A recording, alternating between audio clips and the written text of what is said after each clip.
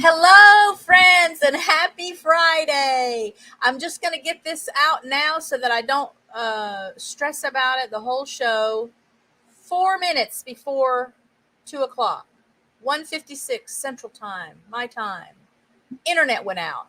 Maybe you remember that the same thing happened last week. And this is a problem that we were having consistently last summer. And it always has to do with bad equipment and just unreliable service from our internet provider.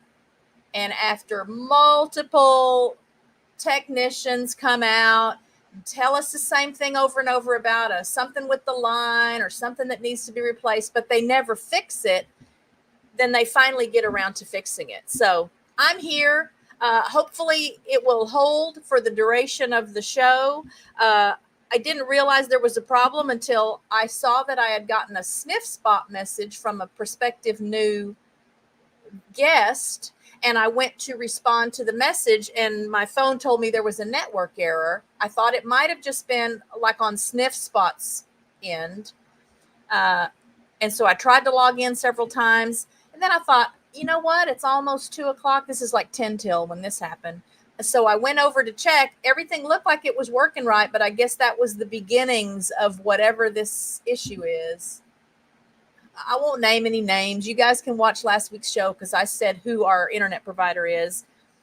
When it works, it's wonderful. It's wonderful when it works. Great upload speeds, great download speeds, no loss of signal. But then when it doesn't work, it's like every day there's a problem, and we don't have a lot of options here. Our little part, I don't know if it's all of South Lake or just this part of South Lake. We don't have, like, AT&T doesn't offer service here, and that's who our mobile phones are with. So our hands are kind of tied. It's the same way with our electric provider. There's only one electric provider that we can use here. And so they've pretty much, got a ring in our nose, and there's nothing we can do about it. So these ridiculous, $500 electric bills now that we've had virtually every month since the end of March or so here. This is after, even in the summer, years past, having electric bills that were, maybe $250 or $300, but there's nothing we can do about it. So, okay, no more lamenting. It's Friday. The weekend is coming. I have wonderful guests lined up for you guys today. So I know we're going to have fun on the show. He will be joining me right at 2:15. It will be 8:15 p.m. his time. He's in the UK. And it'll be kind of a hodgepodge of things we're going to talk about because he's just a very multifaceted person. He has some great stories to share. He sent me some photographs that he's taken over the years, and we'll talk about the stories behind these photographs.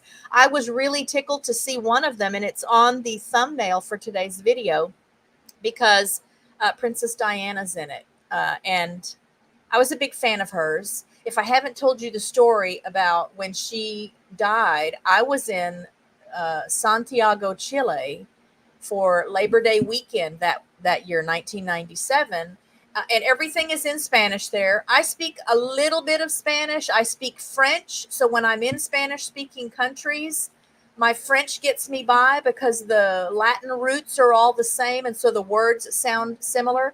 And when you combine, a word that at least sounds like the right word with some hand gestures and pantomiming, you can get far even if you can't actually speak that language. So all the TV stations, everything is in Spanish, but you didn't have to speak Spanish to know. We had been out sightseeing and eating, came back to the hotel, and it was on all the stations. There was news coverage. So, right away, I couldn't tell what was happening. And I don't remember that there was closed captioning or anything to help me see the words, because I can sometimes understand what I'm hearing or reading.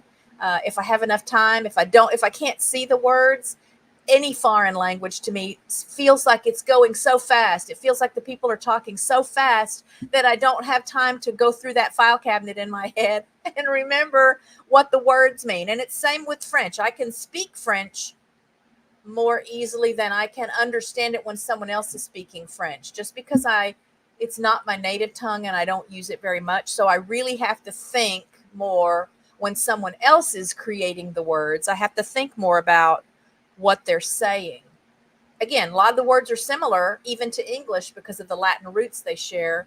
Anyway, so I'm in Santiago, Chile. We get back to the hotel. There's obviously been some horrible thing happen in the world. And then I either heard them say Diana or they put up a picture on the screen or something.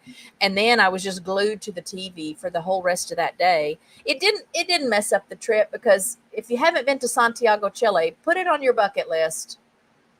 I would love to go back. I know there's more even that I didn't see, but the architecture, the food, the landscapes, the people, the colors, everything about it is just unbelievably amazing. And they have a subway system that rivals New York City, which I didn't know that till I got down there.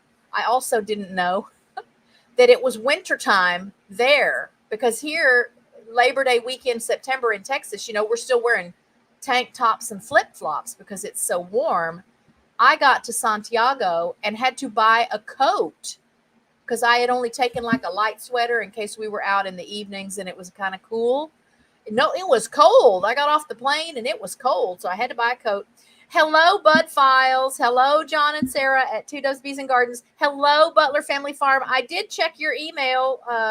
So, yeah, you guys are welcome anytime. I'm still hoping I can work it out that maybe I can make a trip to hang out with everyone for a little bit at Pinecone Fest, but that remains to be seen. We got 2 last-minute bookings for boarders next week. So Monday, 2 different dogs will be dropped off.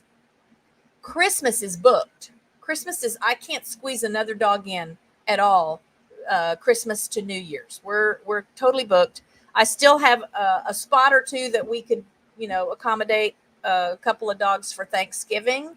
And this happens a lot. So the holiday times are going to be busy here again. And this is my primary source of income. So the animal care business that we have, since I am retired from an office job and the dental field these days, that's how I help support the family financially, is our animal care business. So I'm not looking a gift horse in the mouth. I'm thrilled to be busy with dogs here, and our dogs enjoy it. And I think now that we've got such a great set of long-time repeat families, there's nothing to it. These dogs are all plug and play dogs. So they drop them off and then they know the routine. Everybody knows everybody. We'll have potentially 2 new dogs at Christmas this year. So they'll do a meet and greet 2 or 3 weeks before the holiday. I don't anticipate any kind of problems with it. It's just been so rare that we've ever had a dog that had any kind of issue that made them not a good fit for our pack here.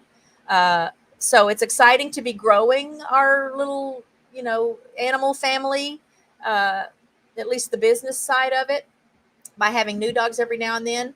But most of the people that are on the schedule for the holidays, they're the ones that have been boarding with us a long time. So they knew they had to put in their request in advance because we were likely going to be filled up. So Christmas is full.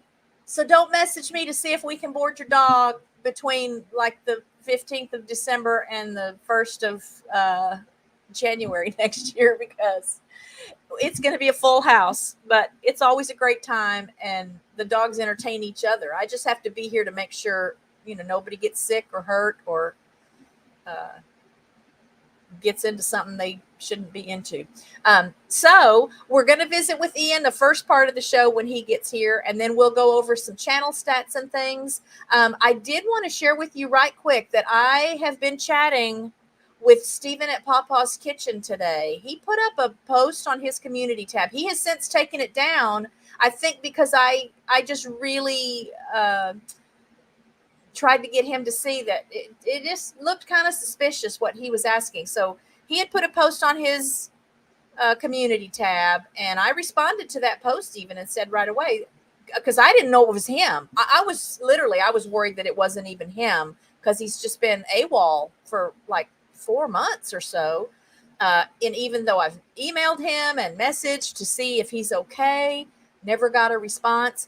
Anyway, so I sent a text message today, and among the things I asked, because I wanted to know if this person that put the thing on YouTube on the community tab, I want to know if it was really him. I mean, channels can get hacked just like Facebook accounts and Instagrams and emails and stuff.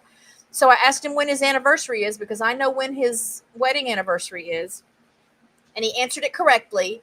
So then I just said to him again, well, I just got to tell you again that it just really seems suspicious what you're asking people to do. Can you not just create a short video on your phone and just upload it directly to YouTube from your phone to give everyone an update and let them know that you're alive and kicking and you're going to be back at some point? So that's what he's going to be doing. Watch for a video from him sometime this weekend. He said he'll try to get that up this weekend. So I was very relieved to be communicating with him. Even more relieved to learn that the person that had posted on his community tab really was him. He just wasn't realizing that it might look kind of odd to try and do what he was wanting to do. So don't try to get one by me, guys.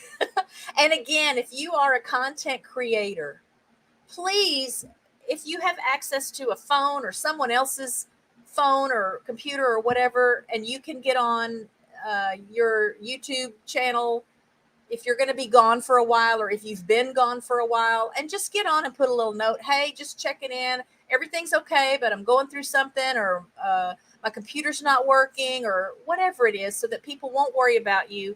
And then they won't be shocked when you suddenly come back with a post that, for me, I really probably had this face when that post went up. So there's my little 2 cents again about taking a break from YouTube. Please communicate with your viewers, your audience, or even people that might be new to the channel, because some people will visit a channel for the first time, and if they see that, oh, they haven't posted anything in 4 months, 6 months, what reason would they have to come back?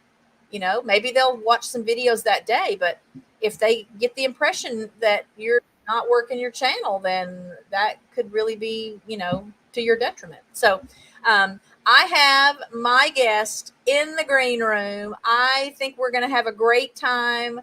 I thank you guys for being here today, so you can show him some support and show me some support. And without further ado, if you are ready, Ian, here you come up on screen. You ready? I can't hear him, but I can see him shaking his head. How are you? I'll hold the phone a little bit closer. Can you hear me now? Yes, I can hear you. How are you? Okay, I'm fine, thanks. Good. Yeah, good. It just doesn't give me audio when you're still backstage. I can only hear you once I bring you onto the screen with me. So it was working. Yeah, you don't have to be closer to the phone. It was working. Yeah, okay. That's perfect. So tell the folks like where you are in the world. Where are you? Right, I'm in a place called Surrey. For those of you that don't know England, it's probably about 30 miles south of London, halfway between London and the south coast. It's a rural area, nowhere near the city at all. We have a main road going past our place, but it's quite quiet, rural, lots of farmland, lots of open countryside. Awesome. And what is the weather doing where you are? It's been a beautiful day today. I've been walking out on a nearby common, looking for birds and animals, and finding very little, to be honest. But it's been a lovely day, warm and sunny. Sweet. So I want to tell you, I have hot tea. I'm having hot tea in honor of you being on the show today. Because isn't it like tea time or close to tea time there? No, I've already eaten. I've had a meal, and okay. I couldn't think of food if I tried right now. Oh. I mean, I had a very nice meal, but that's it. I'm stuffed. Okay. Again, I'm having some hot tea just in your honor. And again, you don't have to be too close to the camera. Yeah, you're good. Can you hear me? Yeah, I can hear you loud and clear. I'm just concerned that if I hold the phone a little bit further away, which is actually nicer for me, whether or not you can hear me. It's perfect. Where you are right now, it's perfect. So you can sit back and relax, and that's fine, and have a fun time. So next up, before we get into some of the animal photography that I'm going to be really excited to talk about. Tell me a little bit, if someone in the audience doesn't know what Goodwood is, what would you tell someone new to Goodwood so they would understand what it is? Okay, well, Goodwood is a motor racing circuit. It's about 30 miles from me, down at near Chichester, which is on the south coast. And it was opened in 1948 as a replacement, basically, for Brooklands. Brooklands was the motor racing circuit that served England pre-war. And then, of course, you may or may not be aware that when the war broke out, they used Brooklands for manufacturing various aircraft and arms, etc. And Brooklands had to close. So when the war was over, around about 1948, they were looking for another motor racing circuit, and they chose Goodwood, which was the perimeter of an old airfield, an RAF airfield during the war. Okay. It closed in 1966, unfortunately. But then in 1998, the owner, who was then Lord March, he's now the Duke of Richmond, decided in his grandfather's honour that he would reopen the circuit. And so what he's done is that he now holds regular events throughout the year, including a fantastic revival motor racing weekend where historic racing takes place. Nothing allowed pre-1966. Oh, wow.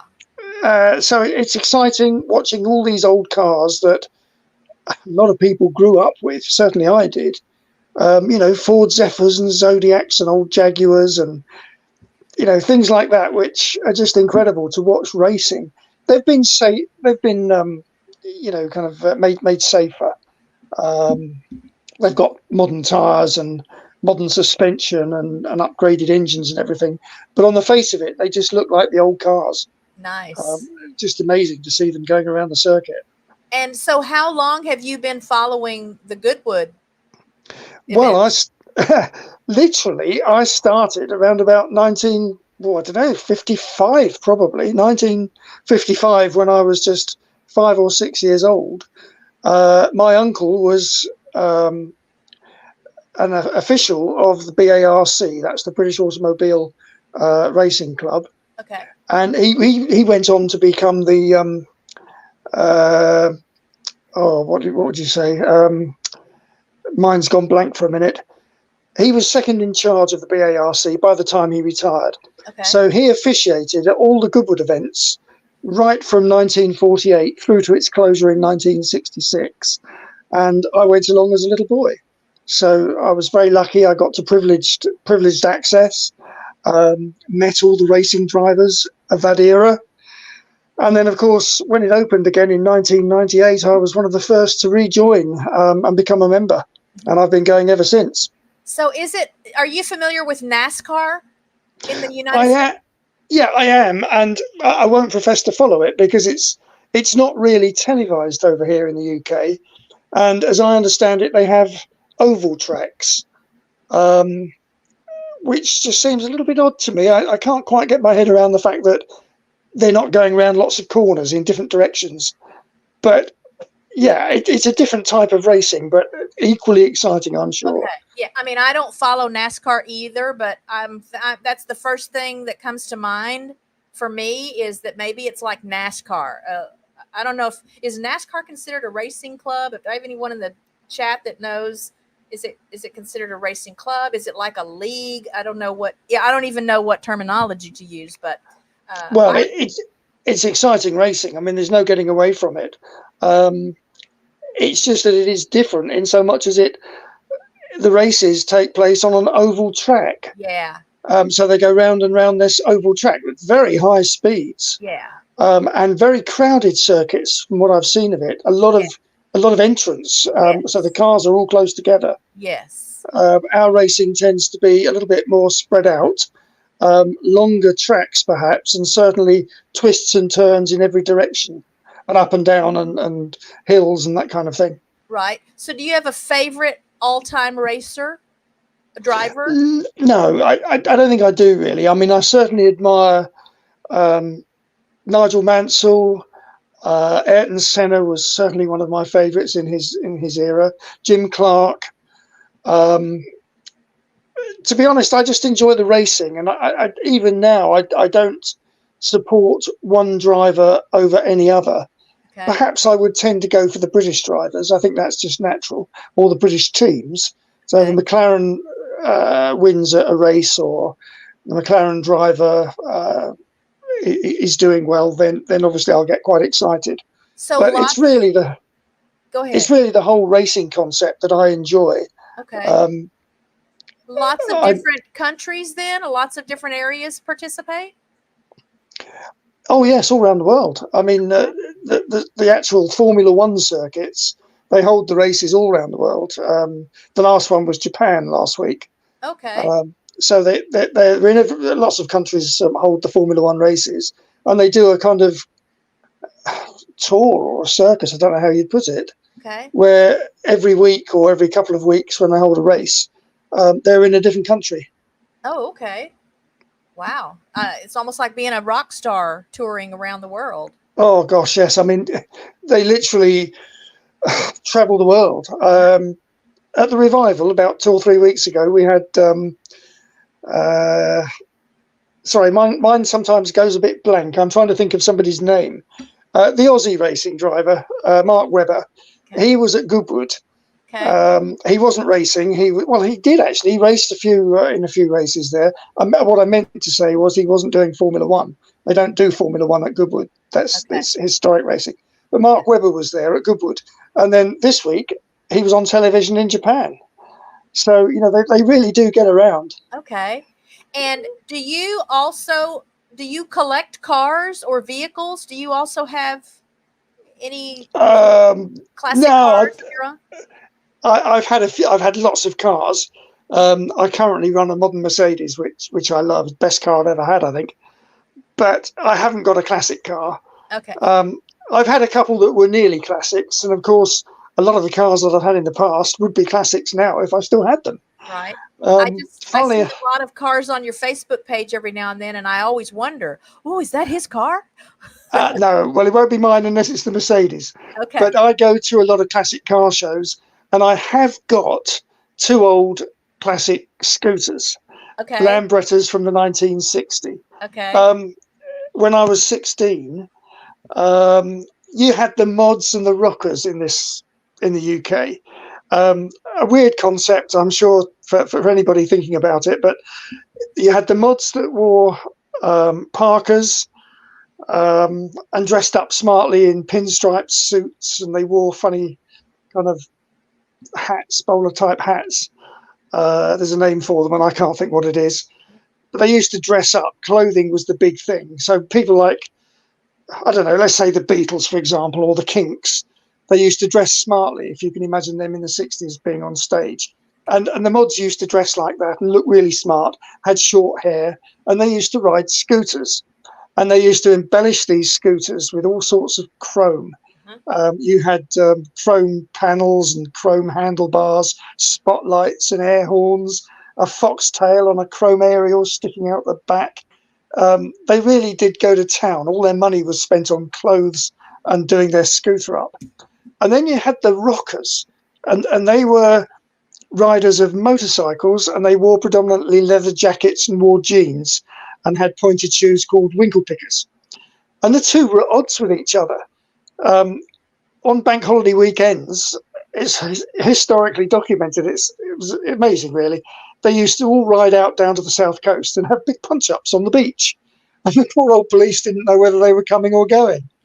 Well, I'm not going to profess to have been a mod in my time, but I did have a lovely scooter when I was 16. I only had it for about a year, but I've missed it because I enjoyed having it. So when I was about 73 years of age, I thought, I can afford to get an old Lambretta now.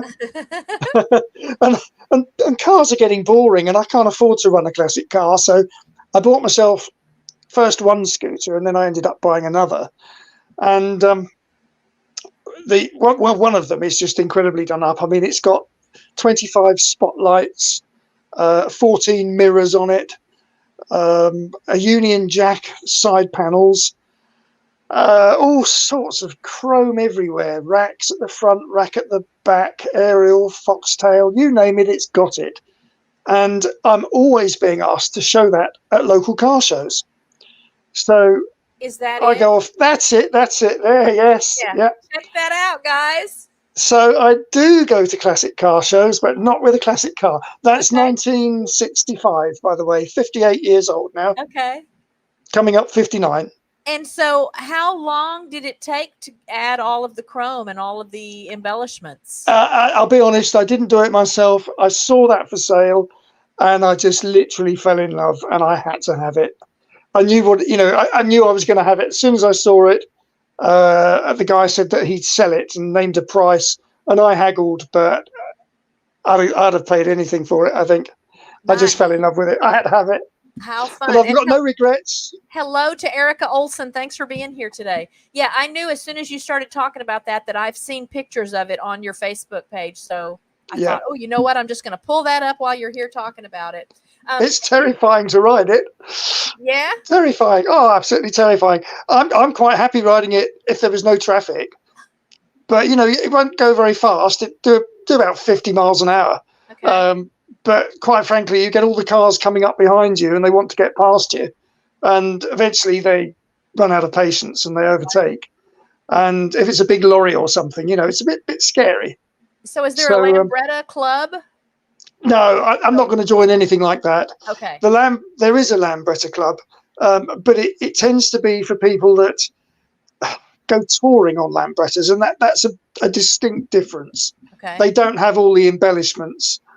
They just enjoy riding and camping, or going out on club dates. That's not my scene at all. Okay. So did you grow up in Surrey? I did. Okay. More or less. Okay. More or less. We moved from South London when I was about 11, I think, something like that. Okay. And on at Pedrosa Travel, thanks for being here today. This is my friend Ian MacFadyen. It is Ian, right? Not Ian, yeah. Okay. Ian, yeah. I've known some men with that name, that spelling, and they say it Ian. Do you know what's the difference in why some people pronounce it Ian? I've not heard that before. Okay. It's certainly Ian. It can be spelt differently. Some people spell it I-A-N as I do, but it can be spelled I-A-I-N. But it's still pronounced Ian here anyway. Okay. But of course, you say things differently in the States. I mean, we say tomatoes and you say tomatoes. Yeah. So, it's just a case of... Well, again, it just occurred to me that even though I feel like I've known you a long time, we had never spoken and I've never had to say your name. I've only seen it or, typed it or, and I know there's an actor here in the States named Ian Ziering, but I think he spells it I-A-N. And then during my career in the dental field, we had a dental representative from the company where we ordered all of our equipment, chairs and drills and surgery supplies and stuff. And his name was Ian. Well, Ian. His name was Ian, but spelled I-A-N. So it may just be something here in the States that we just say. I've not heard it before, so that's a completely new one on me. Okay. Well, those two people are the only ones I can think of, and I just always wondered: is there something, I don't know, like is it lineage? Is it something in their lineage that would make it be pronounced differently? But anyway, so that's neither here nor there. So you have a family there in Surrey, yes? Yeah, oh yes. Yep. I've got a wife and two grown-up kids. They're not kids now. Crumbs, they're all in their 40s. You're making me feel old. I've got grandchildren as well. So a lot of us are right behind you. They're teenagers, so I'm afraid age creeps up on me, but I just refuse to acknowledge it. I just literally refuse to acknowledge my age. I go out on my scooter and I'm 74 now, quite honestly, and I just think, oh, blow it, I'm going to go out on a scooter and I'm going to do this, and I'll drive around Goodwood at high speed, and I just think, blow it. I'll go off on safari. As long as I've got my health, that's the important thing. Well, part of what I think keeps you healthy is you're active and you have a lot of interests, and you're not just sitting Yeah. around getting old.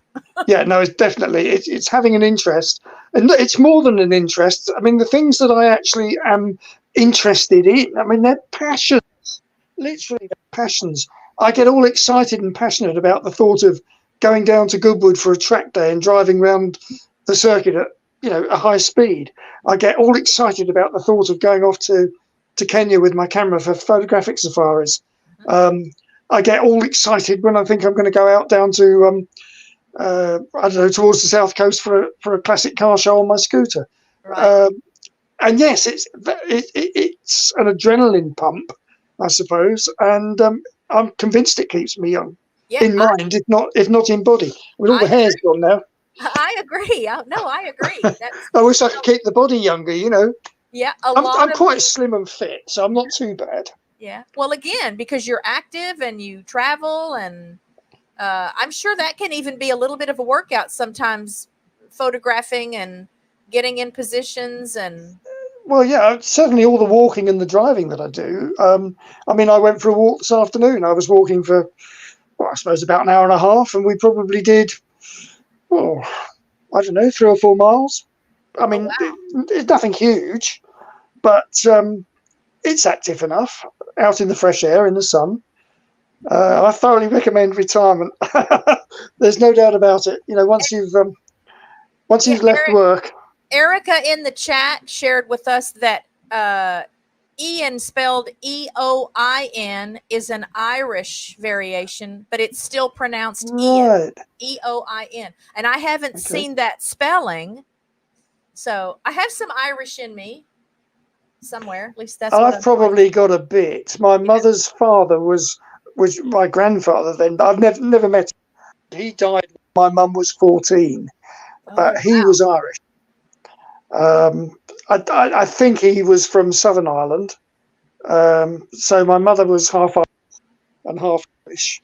My father was Scottish, and I was born in London. So I'm a bit of a mixture. Got it all covered, yeah. So what's your favorite place to visit there in the UK? Favorite place to visit?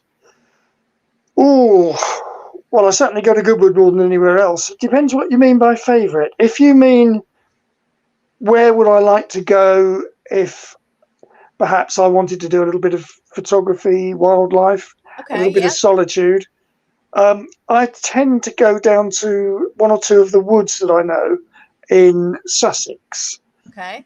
There are some lovely woods which you can walk around all day and not see a soul. It's just full of, in the spring and in the summer, it's just birds and butterflies and bees, and they're just lovely places. There's a few woods like that. And I can go down there and not see a soul the whole day. Oh, yeah. So that sounds like a nice retreat. But I suppose Goodwood is certainly one of my favourite places to actually go and do something specific. Okay. Even if it's just a case of a drive out, there's always something going on there, even if there's nothing actually happening. Okay. They use the circuit as a test centre. Okay. And there's track days where other people take their cars and drive around the circuit. They pay to do so, to drive it round at high speed. So if you go down there, you can just go in, because it's a working circuit, and see what's going on. And that's interesting, because you meet people, have a good chat, have a cup of coffee, use the cafes. That's a pleasant way of spending an afternoon or a morning or even a whole day. Okay. And how big, like population-wise, how big is Surrey? Because I'm familiar with that name, but I don't know really anything about very many England. Oh, well, I couldn't say how many people are here. It's getting more and more built up over the years. It's suburbia, I would call it, and then as you get further out from London, it becomes a lot more rural. There's little villages, and there's big towns. You've got some big towns like Guildford and Woking. Lots of small little villages. My daughter lives in a little village about 3 or 4 miles out of Guildford, and it's just a handful of houses, more or less. It's just a tiny place. We live on a main road, but we're not surrounded by houses, not really. It's quite quiet, apart from the traffic. Do you have some land? Do you have a big plot of land? No, not at Okay. all. Tiny little postage stamp of a garden. When we bought this house 16 years ago, we actually decided we wanted a house that had a very small garden that we could actually leave unattended for 2 or 3 weeks at a time, so that we could go off abroad if we wanted, and not have to worry about getting back and finding that the grass had grown and we had a lot of weeding and cutting and everything to do. The previous house had quite a sizable garden, and it was just getting a little bit too much. I'm not keen on gardening. I Okay. love I love the look of a family garden, and we keep our garden neat and tidy, but I can't actually say I enjoy doing it. Okay. It's a chore. Yeah. So a lot of the people who visit my channel and watch these live streams are homesteaders. So gardening is a big part of what they do, like on a big scale. Even a lot of them Mm. have acres and acres of land, and they grow crops and raise cattle, and Oh, right, yeah, so yeah. lots of work. I usually just have a small garden in the spring. I don't know why I don't do a fall garden here. And I just grow tomatoes. I grow tomatoes and peppers and squash and cucumbers and watermelons and things like that, because we have a long growing season here in North Texas. A lot of sunlight, a lot of warmth. But it is work. Even my little garden, it's a lot of work just to keep it Oh, it weeded is. and watered and pruned. And so my fantasy is to one day have either a garden that someone else tends to for me, or just a garden that, like you say, that doesn't require a lot of maintenance. It Well, can. my wife is the gardener. I Okay. mean, she doesn't like doing the hard stuff, really, the really difficult stuff, but she grows a lot of potted plants, and she looks after the garden and keeps it nice and neat. I saw an ideal place many years ago. I've never forgotten it. It was a friend of mine when I was a teenager. I used to go around his house, and he had his parents lived in what I would describe as just a square bungalow. Nothing particularly special about it, but it was very pleasant. Nice little bungalow. And round the edge of the bungalow, there was a path, which was probably about 4 or 5 feet wide, and it went all round the house, paving stones. And then beyond that, there was a small border, and then beyond that was a little bit of lawn, which also followed a square format around the bungalow. And then beyond that was pine woods. So the only gardening they had to do was cut the grass in a square around the house, just tend to the border around the house, and the rest of it was just pine forest, Oh, just nice. natural. And it Nice. was lovely. You could play. We played in the woods, in the forest. It wasn't particularly large, but it was just pine trees, and the whole area just looked after itself. It didn't become overgrown or anything, Well, see, because nothing really grows I'm under the lucky. pines. I'm lucky here because we have a horse and a mule, and so they keep the Huh? grass. They Yeah. eat the grass, so it's not usually a problem to have. Well, not the front yard. Richard still has to tend to the front yard, and we raise ducks and geese, and the geese also eat a lot of grass. I mean, the ducks will eat anything. They'll pick at plants and grasses and weeds and things. So for the most part, the pasture, the big parts of the property, the animals take care of that for us. And Richard, actually, he likes mowing. I don't know why, but I mean, he's the kind that would get out and just mow the front yard twice a week. When we have enough rain. It's been so dry the last 2 summers that nothing's really grown much because it's been so Mm, dry. But when we've had good years with consistent rain, he would get out sometimes twice a week and mow the front yard. He wow. likes it to look nice, and he just seems to enjoy mowing. And um, he has a big zero turn mower. He'll even go and mow other people's pastures and property Gosh, he for really us. must So enjoy it. I yeah, think what put me off, I I think don't what put me off gardening really was my father when I was a child. My mum and dad lived in a beautiful little cottage in the countryside, which was surrounded by farmland, but the farms were nothing to do with mum and dad. It was just that the cottage was on the boundary of the farms. We would actually go into our garden and look out across the fields, which didn't get it was just all farmland all around. But our garden was something like 3/4 of an acre, Oh, and it had a beech hedge all round it, And my dad used to start cutting the beech hedge, and it would take him, I don't know how long, to get round the whole beech hedge. And when he got round to where he started again, it was time to start Yeah, again. at the other end. Yeah. Literally. So he spent his entire, he'd go off to work 9 to 5, come back about 6 o'clock in the evening. And in the summer, he'd get changed, he'd go straight out into the garden, and he'd be cutting that beech hedge until it got dark, and then he came in for dinner. And it was just a constant, year after year after year. A beech Yeah. hedge. No, And thank you. the lawn as well to do. Yeah. And sometimes he'd ask me, and I think, oh no, Dad wants me to cut the grass again. Oh.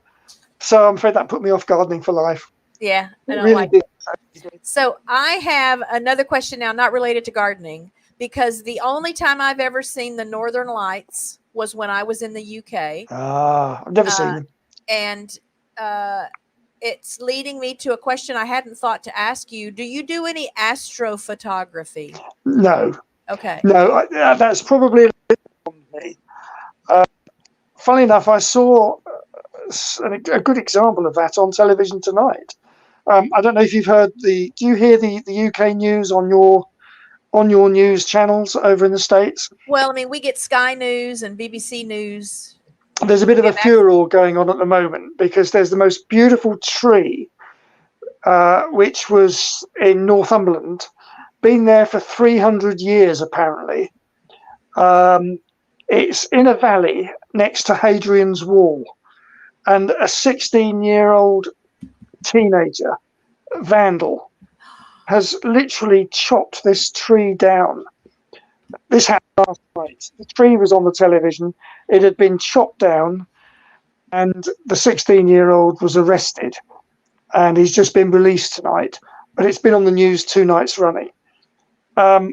This tree is one of the most photographed trees in the whole of the UK. It's been photographed hundreds of times, thousands of times probably.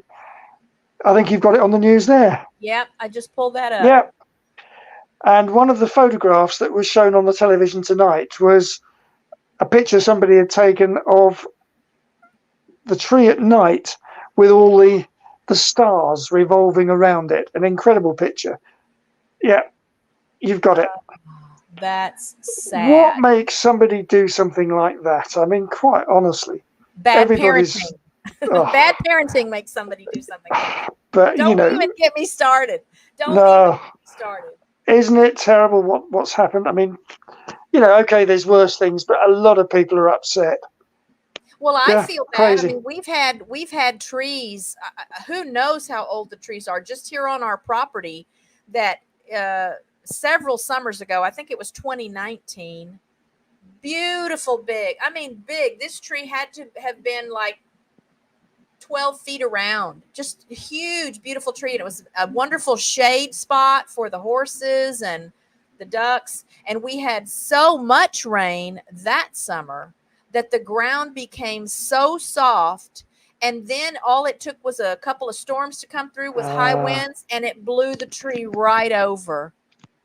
Oh, and it just broke my heart. And I would go out every day and look at it and think maybe it can still live, because some of the roots were still down in the ground, but it died. Now, it's been a great source of firewood for us. We've been cutting on that tree since 2019 to keep firewood for the fireplace every winter. And there's still so much tree. It was that big.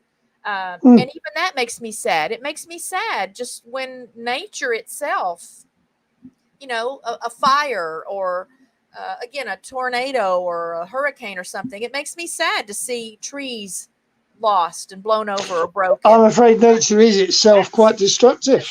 Yeah, but that's just ridiculous that a human, any age human, would go out. I see this. We go over to Kenya, and it's total destruction around a lot of the lakes in Kenya, because the water table has risen, and the water has waterlogged all the trees that are surrounding the lakes.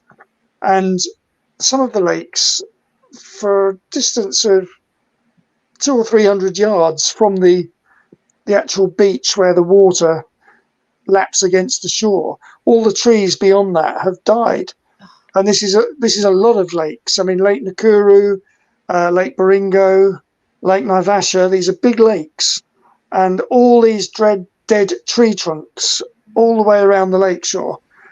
They look really unsightly, quite unworldly, actually. I mean, they make good photographs because it's like looking at another world. But I've seen this happen over the years, the last 5 or 6 years, and it really is sad seeing all these beautiful trees. I mean, they were stunning trees. A lot of them were what we call yellow fever trees, acacias, typical kind of African trees with flat tops, and they're all dead, all around the lakes. Now I know one thing that has made me feel a little bit better about the big tree that fell over is that each year we tend to find like little nests, like rabbits. Rabbits will live in the brush there and raise babies.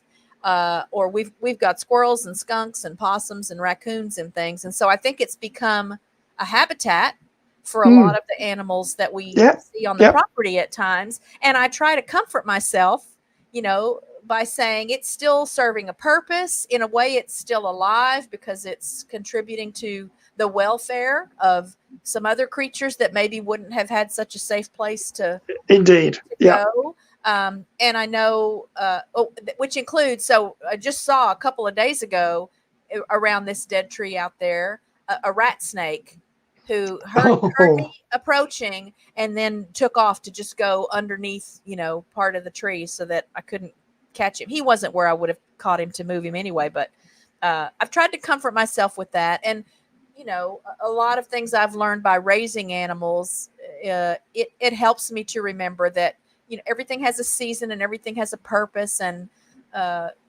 one loss somewhere could be a gain for another creature or another thing somewhere else. But yeah, it can look unsightly and it can be sad.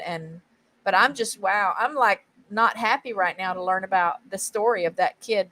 Oh, but I've noticed I am not happy about that at all. In a lot of places, run by people like the Forestry Commission, for example, or Windsor Great Park is another good example. In a lot of places now, they're actually leaving the deadwood where a tree has died or fallen over, whereas, let's say, 20 years ago, they would have removed it as being unsightly, or for whatever reason they decided to move them. But now they're leaving them, and they're leaving them so that there's somewhere for the beetles and fungi and anything else that might be associated with deadwood to actually live and survive. And so these tree trunks now, where you've got a tree or whatever that's just fallen naturally or been knocked over by the wind, whatever, they're just allowed to remain now. And they actually kind of gradually rot away. Right. But in the process, you've got all these creatures and things that make use of the wood. Right. And fungi, toadstools. There was for a long time, I was the kind that would get out and rake all the leaves in the yard in the fall. Yeah, I was too. Until I became a bug lover. Well, I've always enjoyed bugs, but the more I learned about bugs, the more I appreciated that they rely on those kind of things, leaf cover and brush piles and foliage and things to survive. I mean, it makes you laugh. Yeah. Have you got a craze over in the States? We've got it here. They sell these, I don't know what they call them, but they're electronic or petrol-driven machines that blast out a jet of wind, and they use them for sweeping the leaves. A leaf blower, yeah. Yeah, a leaf blower. I mean, you see these people, and they've got this leaf blower, and they're blowing all the leaves out of their property onto the road. I see it here all the time. But we see them doing it, and we think, well, hang on, the wind's going to change direction, and they're all going to go blow back in again. Crazy. I'm pointing to Erica's comment here. Yes, to that. They should make that kid do community service with the forestry service or similar conservation service that you have in the UK. I'll tell you what, that's putting it very lightly. There's a lot of people saying he should be locked up for life. Yeah, well, But that yeah, would be the best way to deal with it anyway. But because I doubt they'll do that, then he needs to be made to pay. one of the problems, and this is another thing that's actually in the news at the moment, because we've got a 17-year-old boy. There seem to be youngsters all the time. There's a 17-year-old youth who has also been arrested in London today for stabbing a 15-year-old schoolgirl. This happened yesterday. So again, it was on the news. It happened in Croydon, which is a little area of London. 15-year-old schoolgirl on her way to school on a bus got in an argument, and she was stabbed in the neck by a 17-year-old youth. He's been arrested. He's being put before the Old Bailey either next week or the week after. What will happen is, because he's presumably under 18, I don't know all the ins and outs, but he is a youth. He's not an adult. And therefore, he won't be given a full life sentence for murder and get a penalty which is in any way comparable with what an adult would get. He'll probably get some kind of youth custody, which will mean that he'll get out within 8 or 9 years. And everybody's clamouring to get a change in the law whereby, instead of being granted anonymity, the actual reporters, BBC, television, whatever, can actually name him, which they're not allowed to do because he's a juvenile. Right. And the same with this guy who's chopped down the tree. Right. He can't be named. And what that means is that even if he's done something which isn't comparable to murder, whether it's murder or whether it's something stupid like chopping a tree down, which everybody loved, an idiotic thing to do, but he can't be named. So he's not going to suffer any indignity or mickey taking from anybody. Yeah. And I think they should be. They should be named and shamed. Yeah. Well, if they're... But I don't know what other people think about that. But well, no, I agree with you. If they're capable of behaving that way, it should be automatic that part of what comes with that is that people are going to know it. People will know who you are, what you did. Exactly. Because that's, I think, part of what's missing. That's just part of what's missing. But it happens here too. It happens here too, where a youngster, again, under 18, will do something horrific. People die. And you never know, again, don't ever know the name. And you don't know who they are either. A light sentence because they're just a kid. And I don't know, I don't have statistics in front of me, but I would certainly venture to guess that a lot of them just go on to do other horrific things in their lives because they don't learn at the right time that there are consequences for that. And I don't think it's any different than, if you have a toddler that's screaming at the grocery store or at church or whatever, and you don't take them out and separate, make them see that there's a consequence for it. What's the motivation? What's the motivation to behave? And that it's funny. I think back to when my kids were little, and every time we would go out, people would say, "Oh, your kids are so good." And, they'd go home then and they'd be picking on each other and getting into that'd be typical, wouldn't it? Fighting with each other and typical. But I thought, okay, they're just being kids. I understand they're being kids. They're learning about the world and they're testing boundaries. But doggone it, if we were out somewhere and they misbehaved, we would just get up. They would not get to keep enjoying whatever it was we were doing. We might have spent money for tickets for everybody to go to Six Flags. And if they were misbehaving, we would just leave. And then they would just be so upset. But it only took doing that a time or two. And then they realize, I can't behave like this because then I'm going to pay for it. I'm going to lose this event or this experience or this privilege. It's going to affect me. And I just don't know. I don't know. You're older than I am. So I know you've seen some just ridiculous changes in the way kids are brought up and how parents accept responsibility for raising their kids. I feel like in my lifetime again already, it's just been frightening, the changes in what we see. I never grew up with, kids going into a school with guns to shoot kids. Oh, I didn't grow up with goodness.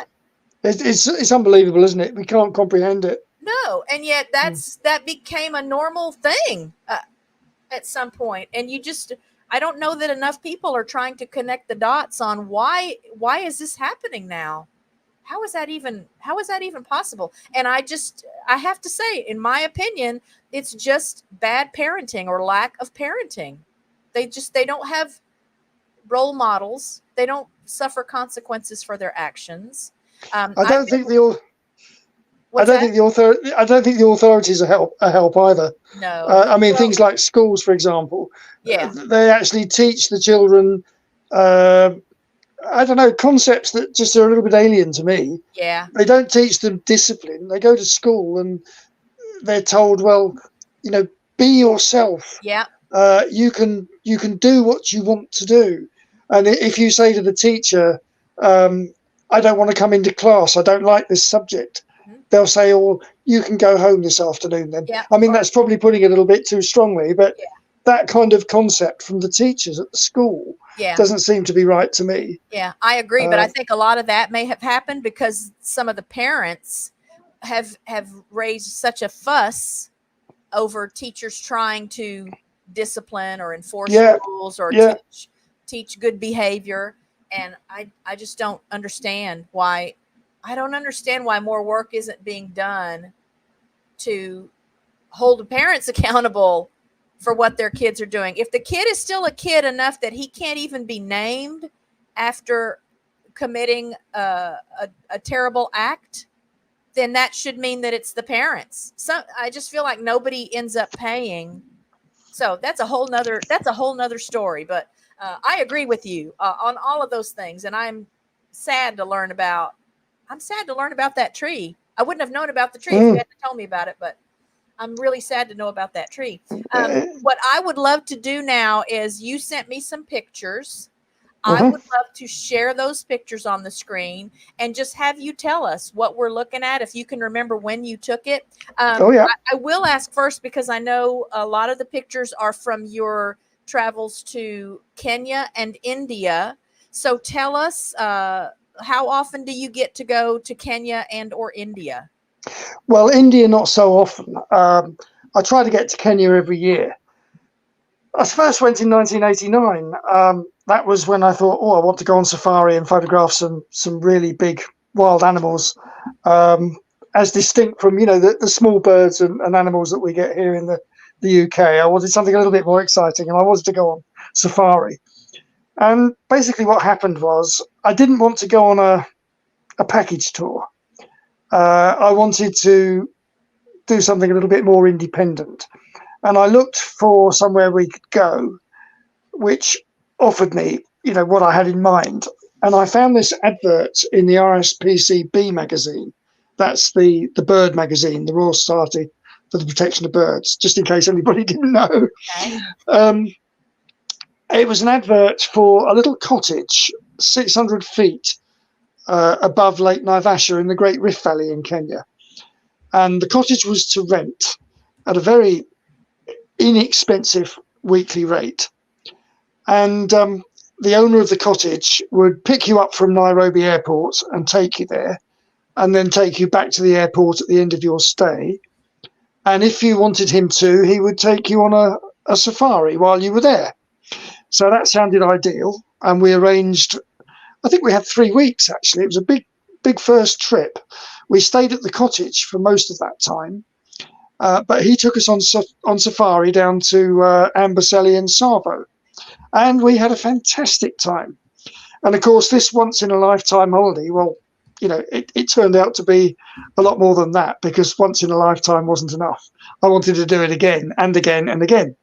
And we did it for about 3 years running. And he took us on different safaris each time we went back. And then I thought, why am I actually paying him to take us on safari. I mean, obviously he knows the way around, but now I've been on a few safaris. I think I know my way around now, and I can find my way around, and I can hire a vehicle myself and drive myself. So that's what I started doing. And over the years, I've just got it completely off pat now. I book my own flights, go off to Nairobi, hire a four-wheel drive off down to the Masai Mara or wherever I want to go, make my bookings online, which is a lot easier than it used to be, being able to do them online now, and just have a whale of a time. And I'm not paying anybody to take me, so it works out a lot less expensive than if I was. India, you can't really do that. I had a package tour to India, and I wanted to go back, so I ended up going back probably about 5 times, I think. But it's very bureaucratic. You can't really hire a car and drive yourself around in India. Delhi would be a nightmare. I wouldn't even like to attempt it. So always end up having to get a car and a driver and pay somebody to take us around. And then the distances are astronomical. If you want to go from Delhi down to the tiger reserves in central India, you've got I think it was about, I don't know, 8 to 10 hour rail journey on an overnight train, or you can fly down. But I mean, it's a small local airline, and it's not just a case of hopping on a plane and being there in a couple of hours. All the hanging around at the airports is a bit of a nightmare. But anyway, India I've tackled, and I've done it 5 or 6 times. Love the place, but Kenya is so much easier, and I feel at home there and comfortable, and I'm able to drive myself. That's what I do. So how many times have you been to Kenya? Probably about 21, 22 times now. Okay, and when's your next trip? Next year, early next year, going back again. Is there a photograph you have yet to capture that's like on your list of things you want to capture when you're in Kenya? Funnily enough, there is. I can visualize it, and I see them all the time. Pictures of the wildebeest when they're doing the crossing, and they're crossing the Mara River.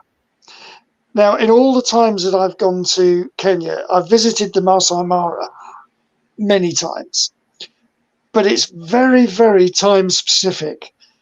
These wildebeest on their migration, they come up from the southern Serengeti, and they get to the Mara River or the Tarlak River, and they have to cross. And they all gather on the banks for maybe 2 or 3 days. And then one brave soul at the front will jump in and cross. And then they all jump in and they follow. Mm-hmm. And this might go on. There's so many of them. I mean, there's 2.5 million wildebeest. So it might go on for 2 or 3 days. But if you get there 2 or 3 days early, there's not going to be a wildebeest in sight. If you get there 2 or 3 days late, they've all crossed. Right. And that's happened every single time I've ever tried it. No. And I've seen the wildebeest, massive herds, thousands of them. And they've all crossed the river, and they're all just chewing the cud, like a massive herd of cows chewing the grass. Right. They've crossed, that's it. Mm-hmm. So to get those photographs of them jumping into the river and being pulled under by the crocodiles, and, the excitement and the dust that they throw up, and the whole kind of crossing scenario is something it's as yet defeated me. Okay, I'm going to be watching for those pictures when they come. I'm sure that day will come. I'm not going to get it this time. Here's a question from Erica. Now I know you've been to the U.S., but she asks, have you ever thought of coming here to the U.S.? The Rockies have awesome wildlife, so many scenic national parks. I have. I did a fly drive tour for 2 weeks. It was, I suppose, the normal kind of tourist trail, I suppose you'd say. It was a fantastic holiday. We went to San Francisco. Then we drove from there to Yosemite. We did Bryce Canyon, the Grand Canyon. There was another one. I can't think what it is off the top of my head. But, yeah, we went to Utah and saw all the cacti growing in various places. Yeah, we had a fantastic time. And I've also done Canada, where I saw bears. you fall in love with a certain place. Yeah. I've been to the States and I've been to Canada. I've been to South America twice, 3 times, Costa Rica twice, and Brazil once, Okay. to the Amazon. But I didn't fall in love with those places. I can certainly say, with regard to South America, Brazil, South America, and Costa Rica, too hot and steamy for me. Okay. That's a big issue, actually. I mean, it was really hot. You perspired all the time, and you couldn't keep dry because of the perspiration, Right. the humidity. Now, if you go to somewhere like India in January, February, or Kenya, January, February, September, October, it's fresh and invigorating. The sun comes out. You've got blue sky, clear sky, and sunshine, but it's not hot. It is hot, but it's not humid. I think the reason for that is the height above sea level. It's Okay. about 6,000 feet above sea level. So you've got this fresh, invigorating air. So the climate's got a lot to do with it. Okay. It's not like that all the time. It depends what time of the year you go. Right. I mean, Kenya has wet seasons. Right. So if you went in the rainy season, it wouldn't be very pleasant. Right. No, I love the States. And in fact, I do want to actually make a return visit, but nothing to do with wildlife. I want to go to Detroit. Now, why Detroit, you may ask? Yeah. I am a fan of Motown. Oh, I just love all the Motown music. I grew up when I was a teenager, and I had my scooter. So I grew up with the Temptations and the Four Tops and the Supremes and Marvin Gaye and Junior Walker and the All Stars and the Marvelettes and the Velvelettes and Martha Reeves, the Vandellas and Jimmy Ruffin, and the list goes on and on, doesn't it? All these Motown stars, and they all made these records in Detroit. Right. And now, of course, the actual recording studio has been turned into the Motown Museum. Right. And no, I've never been there, but I've got to go to Detroit and visit the Motown Museum. I have to tell you, I don't know that a lot of us in the States right now would be excited about going to Detroit. There just hasn't been a lot of good news come out of Detroit. Nobody's excited about going to Detroit. But you see, I would be excited. I'd walk in that studio, and I'd get all emotional. I know I would. And, you never know who you're going to bump into. Right. I see regular photographs of Duke Forkare, who's the last remaining Four Top. Right. He's still alive. He must be in his 80s now, and he visits it regularly. And I think Martha Reeves visits from time to time. You never know that you might bump into somebody like that paying a visit. Whether I'd get anywhere near them, I don't know. Right. But it would just be so incredible. Yeah. And also, of course, a lot of the old Motown stars are buried in the Woodlawn Cemetery. So that, again, would be a little bit of a pilgrimage, I think. Okay. To visit the graves of one or two of the Motown stars that unfortunately have since died. There's not many left now. Right.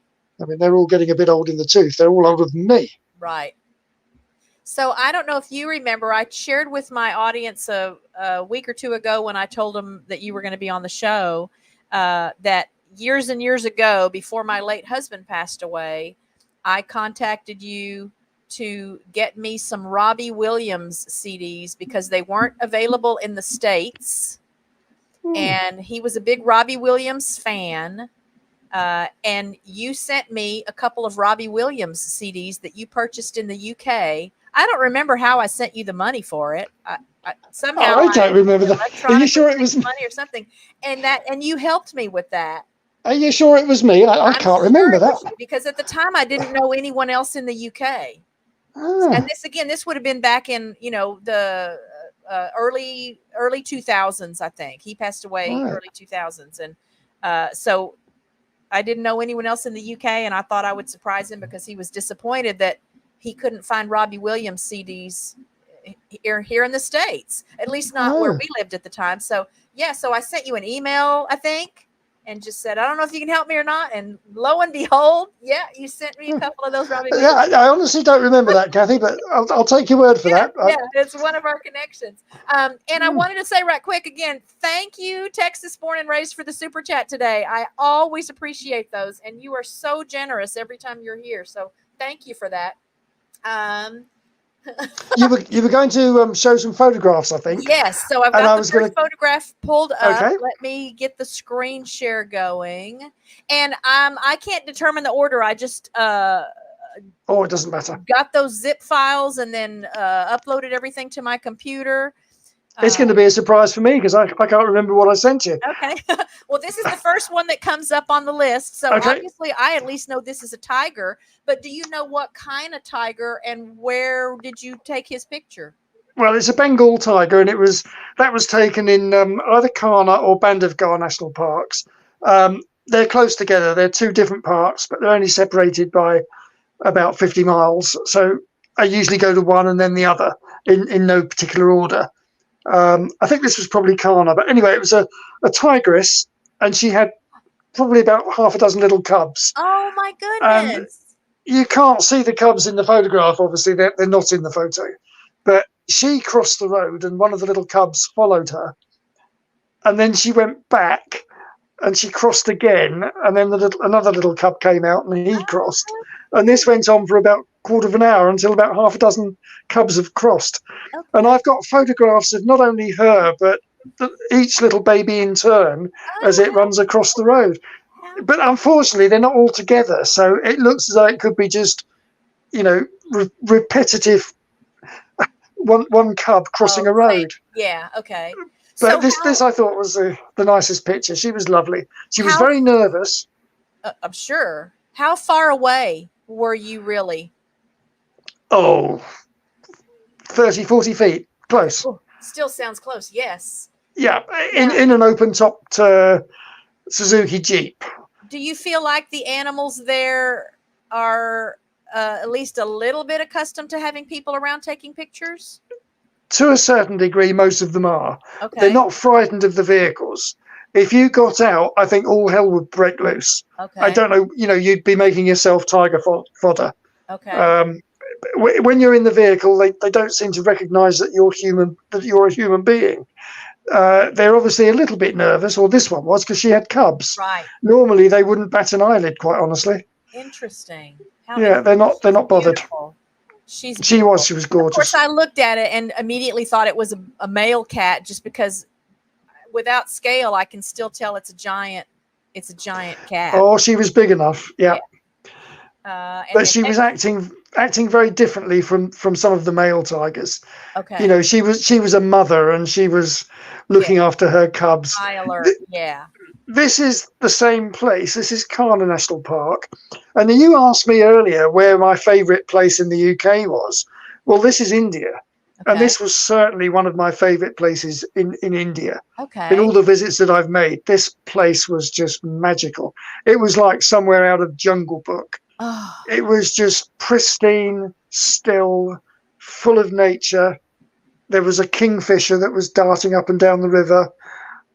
It was just gorgeous. Can you see my arrow? Is that a turtle? I can, but I can't make out what it's. I'm not aware of anything in the picture that.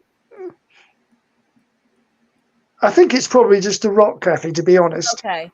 Of course, because we have a big red-eared slider turtle that we rescued.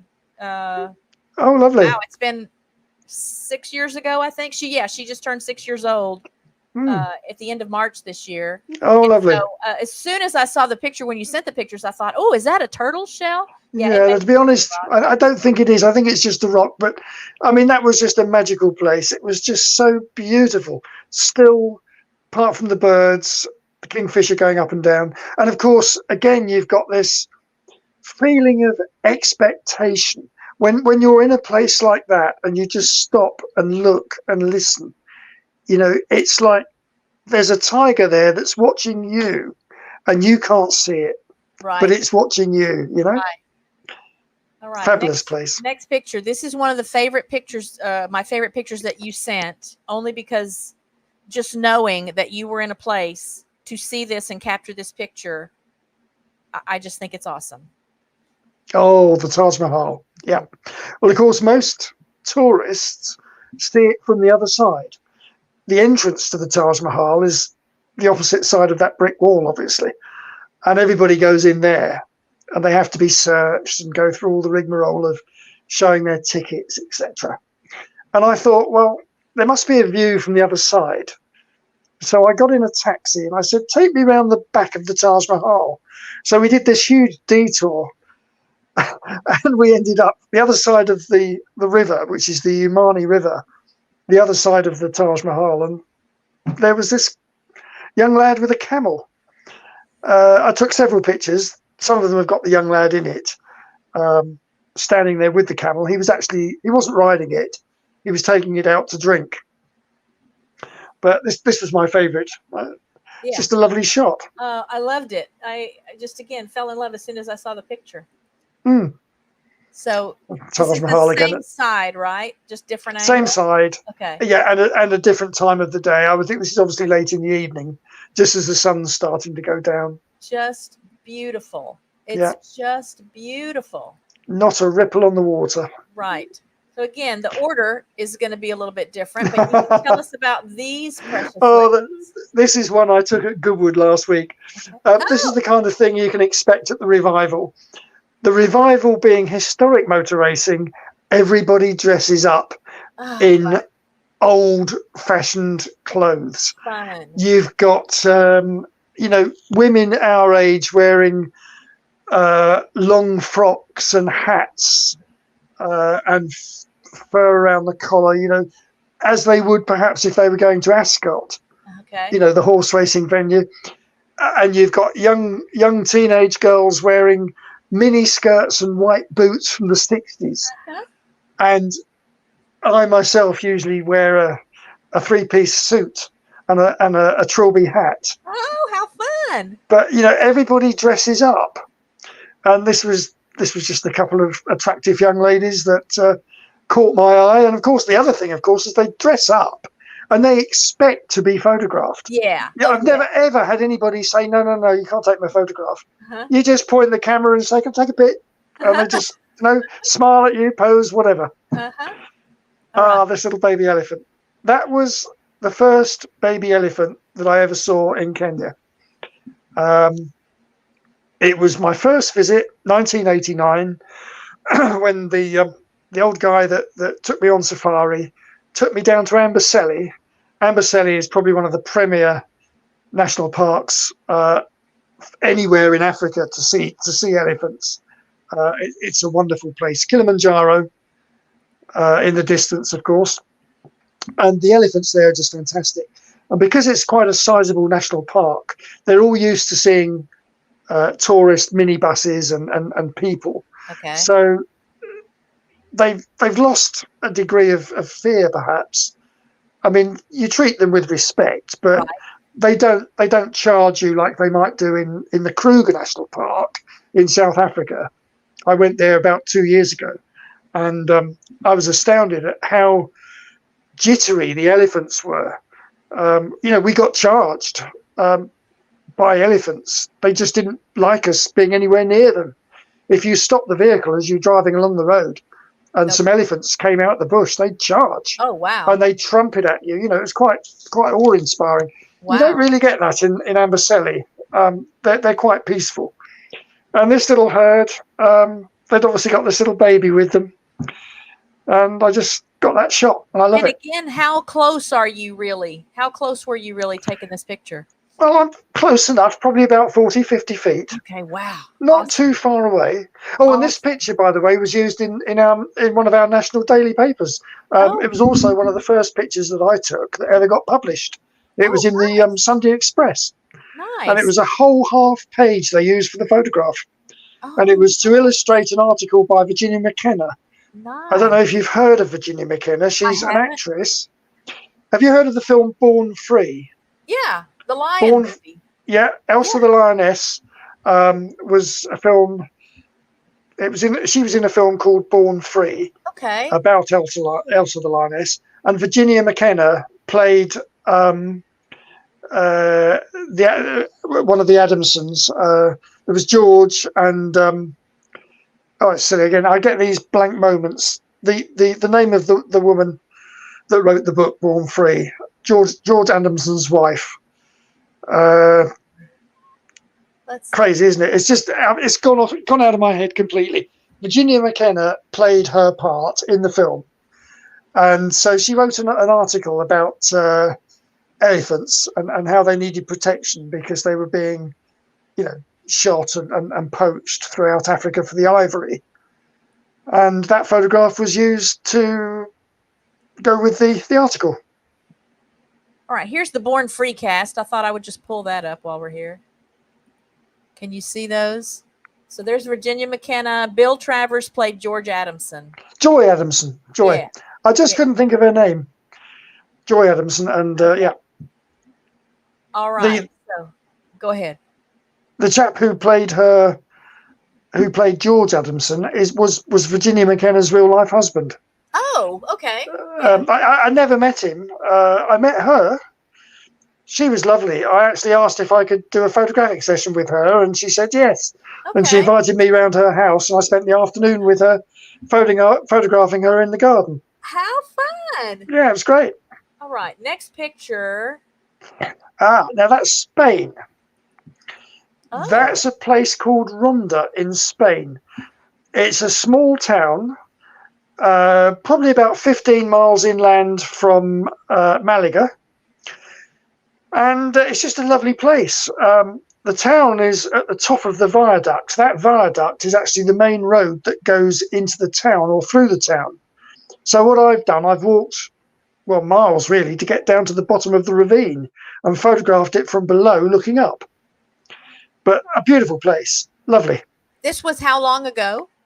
Oh, just a few years ago. I've been to Spain quite a few times regularly, but just for ordinary little holidays, little trips. Beautiful. Beautiful. And then this looked like, I saw this looks like a National Geographic picture to me. Oh, thank you. That's a compliment, isn't it? Oh my God. The lighting, the colors here. I don't even know what kind of birds these are, but these are not birds I think I see every day. And so it really jumped out at me like a National Geographic picture. They're guinea fowl, and they're quite common in Kenya. You get flocks of them. We've got them here too. I just didn't know for sure. You've got them as well. Now, here's the secret. If you look through that dust, I don't know, I can't mark it. Move your little mark up to the top, over to the left a little bit more. And now down about an inch. Right. Can you see anything? A rhinoceros? No, it's actually a warthog. But it's the warthog that's making all that dust. Oh my gosh. Let's see. Some more. He's having a dust bath. He's in a dust bowl. And he's rolling around creating all that dust. Oh, and the sun is shining through it. Oh. And I'm taking the photograph through the dust straight into the sun. I could see this tusk, and I thought maybe it was a rhino, rhino horn. You're close. You can see it. It's a warthog. Oh my! And you know what a warthog is? It's like a great big giant, big kind of pig, really. But I mean, they're fabulous creatures. Now, part of me also, when I hear the word warthog, I love to play the video game Halo. And I love to drive the warthogs. The warthogs are military vehicles, like a Jeep, and it has a big Gatling gun on the back in the game. So, but I do know about warthog animals as well. I've lost my voice. That is an amazing shot right there. That's All right, let's see. Yeah, no, I love that one. Right, now this one, unfortunately, it's come up first. If you're able to scroll quickly to another photograph, can you see a photograph with thousands of flamingo and pelicans? Pink flamingo. I don't. Let me make sure I got them all. I got 43 pictures from you. 43, yeah. Oh, that's it. You've gone past it there. Right, now that is Lake Nakuru, which is in the Rift Valley in Kenya. and that was round about 1989 maybe, up until maybe 1995. I can't be precise. If I went into the data in the picture, it would tell me what day I took what year I took the picture. But let's say it was the 1990s. Those were all the flamingo on Lake Nakuru. Now, if you go back to the photograph that we were just looking at, sadly, that is Lake Nakuru now.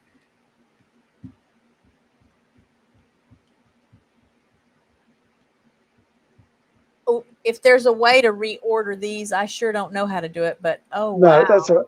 No, you see, Where are unfortunately, well, the water level or the water table has risen and risen and risen. And flamingo feed on green algae, Shallow. Okay. which it's found in the shadows, but it thrives in water which has got a high, say, salt content. It's not salt exactly, but mineral content, I think is the word I'm looking for. And because the water level has risen so much, the water has diluted, if you like. It's not full of the nutrients that it once was. And so the flamingo have just left for pastures new. Oh. Very sadly. They're slowly starting to come back. But unfortunately, and I stood watching, looking at the lake, and I saw this lone bird flying across the lake. And I thought, well, I've got to take a shot of that. And I just captured that one bird. And it's actually a very, very sharp picture. I got it perfectly because if I blow it up really large, it's sharp as anything. But it just shows what can happen and how nature can be. Well, sadly, it is nature. It's no control. Yeah, no control over that at all. And that's what's killed all the trees all around the lake. Wow. The water level has gone up and up and up, and the water extends maybe, I don't know, probably 200 meters probably. Oh my higher God. than it used to be. Oh my Right God. inland, and all the trees all around the lake have all died. Oh And my not just that one lake, but all the lakes in the Rift Valley. Yep. Here's another vote for these looking like National Geographic pictures. Erica Olson says, awesome pictures. They do look like National Geographic pictures. For the camera buffs that might watch the show, what kind of camera do you use? Oh, over the years I've progressed. I'm now using two Canon mirrorless bodies, an R6 and an R7. I suppose they're kind of state of the art, but they're not the top models. I think the top model would be the R3 or the R5 maybe, and then there's a 1DX, which is an old school SLR, but that's still Canon's flagship model. It's, to be honest, it's not really so much what camera one uses. I don't think my pictures have changed very much in all the years, whereas I've changed. Okay. It's rather like asking a chef when they dish out a beautiful meal, what cooker do you use? Oh, okay. I think it's more a case of, as I've progressed with my cameras, hopefully I've got a little bit more skillful using them. It's knowing exactly what it is that I want and how to achieve it and how to set the camera to get the best result and not have to think about it, but to do it intuitively. Right. I know every now and then I'll see great pictures and then someone posts what kind of camera they used. And I've always interpreted that to mean that's why I don't take great pictures, because I don't have a good camera. I see the same thing. You see a picture and then afterwards somebody's put, Nikon D500 with a such a lens, blah, blah, blah. And I think, well, so what? It doesn't really make that much difference. It's a good camera, I don't deny that. But, I've got friends who've got pretty good cameras, and one or two of them, one of them specifically, I won't name any names, obviously, he's always saying to me, well, how do I change the shutter speed? Or, oh, I'm just using it on program. I don't know how to use all the other settings. Uh-huh. And yet he's been photographing for years and he just leaves it on simple program. Uh-huh. So it's more a case of knowing all your controls, what they do, what their functions are, and how to get the camera to do what you want to do and do it quickly. Because you Right. haven't got time to think. You've got to Yeah. do it Time. automatically. Oh, yeah. Otherwise, you lose the shot. Yeah. So what is this picture? Well, this was just quite funny, really. I was leaving Lake Naivasha along this dirt track road, and unfortunately, I chose the same time to do so as a group of Maasai with their cattle, and I was stuck behind them, and they wouldn't move me out of the way themselves or move the cattle out of the way for me to get past. I literally just had to sit there behind them for about half a mile. Oh, wow. And literally, I was just stuck there, and the dust was unbelievable. And I thought, well, I'll take a few pictures while I'm at it. Same kind of idea. I like pictures that show a bit of movement, Uh-huh. as those birds and the warthog. Uh-huh. You know, you've got dust, and I'm photographing into the sun, so there's a little bit of kind of action there. It's not fast, but you can see that it's a living scene, can't Oh, you? it It's makes it moving. so much more interesting. Yeah. Yeah. Oh my gosh, yeah. These were gorgeous. Now, I got trapped by this little lot. When I say trapped, I don't mean that in a nasty way. This was a herd of probably about 30 elephants, and they were coming pretty much straight towards me. And I was in a vehicle, in a 4x4, and they were on my left, and they were coming towards me across the grass. And I stopped to photograph them, and they got nearer and nearer, and then they split, and half the herd went in front and the rest of the herd went behind, and then they kind of met in the middle, the other side, and I was surrounded by elephants. I couldn't move. I couldn't go backwards or forwards or anywhere. And they came right up to me, and they got so close I couldn't take any photographs. So there you asked me, how close was I? I was literally within feet, and Were they they were touching. were they They were making touching. sounds at all?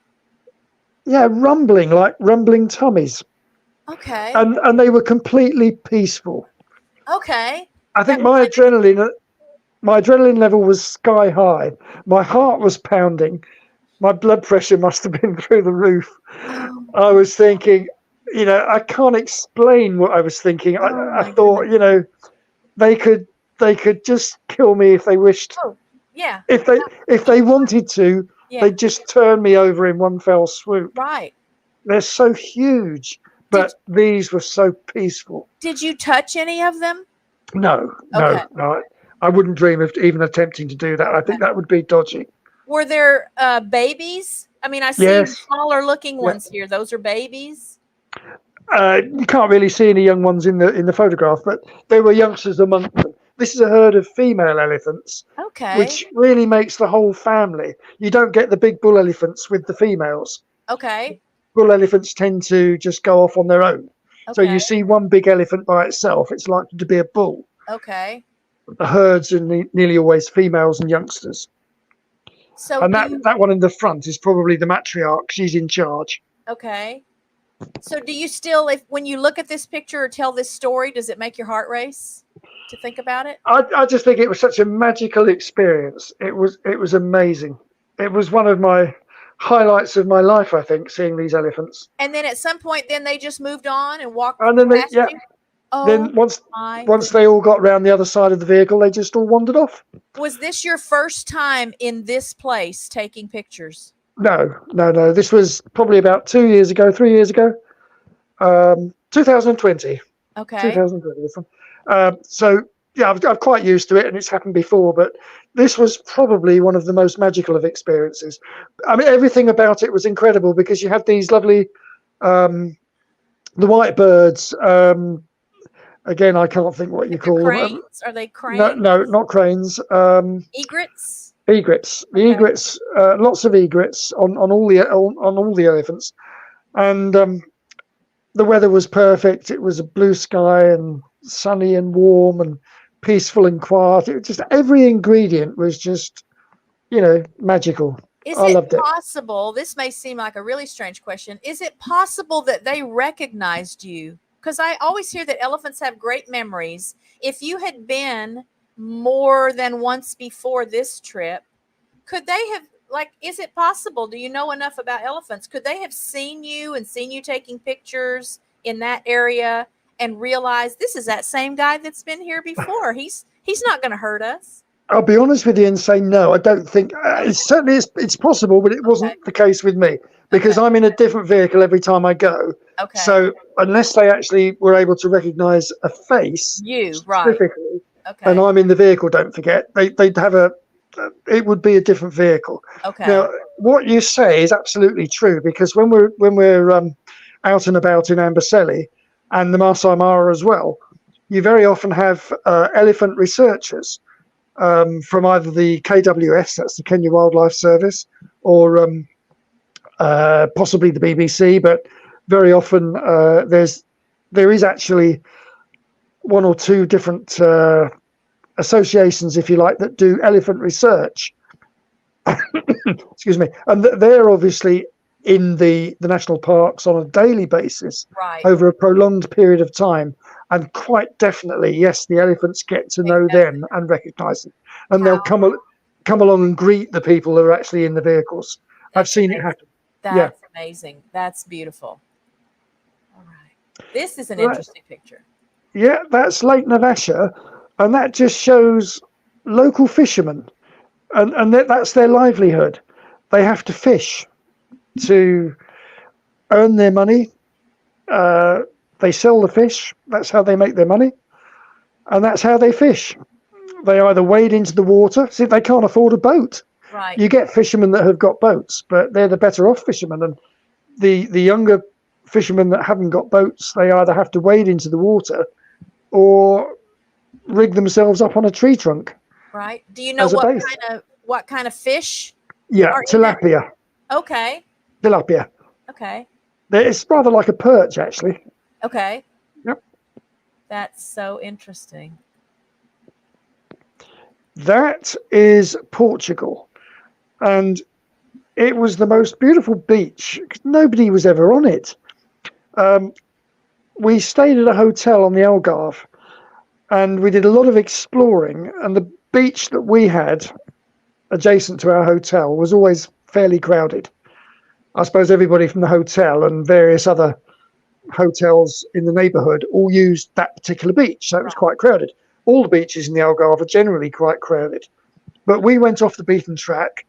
I followed a map and a route down to the coast, down some little roads that I thought, well, they don't really go anywhere, but the dead ends, on the beach.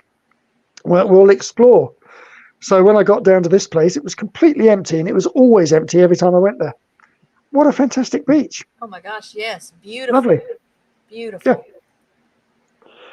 Yeah. Revival. At the Revival, they have a race for children. It's called the Settringham Cup race. The winner gets a cup, known as the Settringham Cup. And this is one of the competitors, probably pretending that he's got his engine tuned correctly. That's so sweet. Yeah, they're pedal cars. They're pedal cars. They all line up on the starting grid, and somebody drops the checkered flag, and they're off, and they have about 100 yards to cover, and the winner gets the cup. Oh, how sweet. So this little boy is like about how old? Oh, couldn't be much more than 10, I shouldn't think. Okay. How sweet.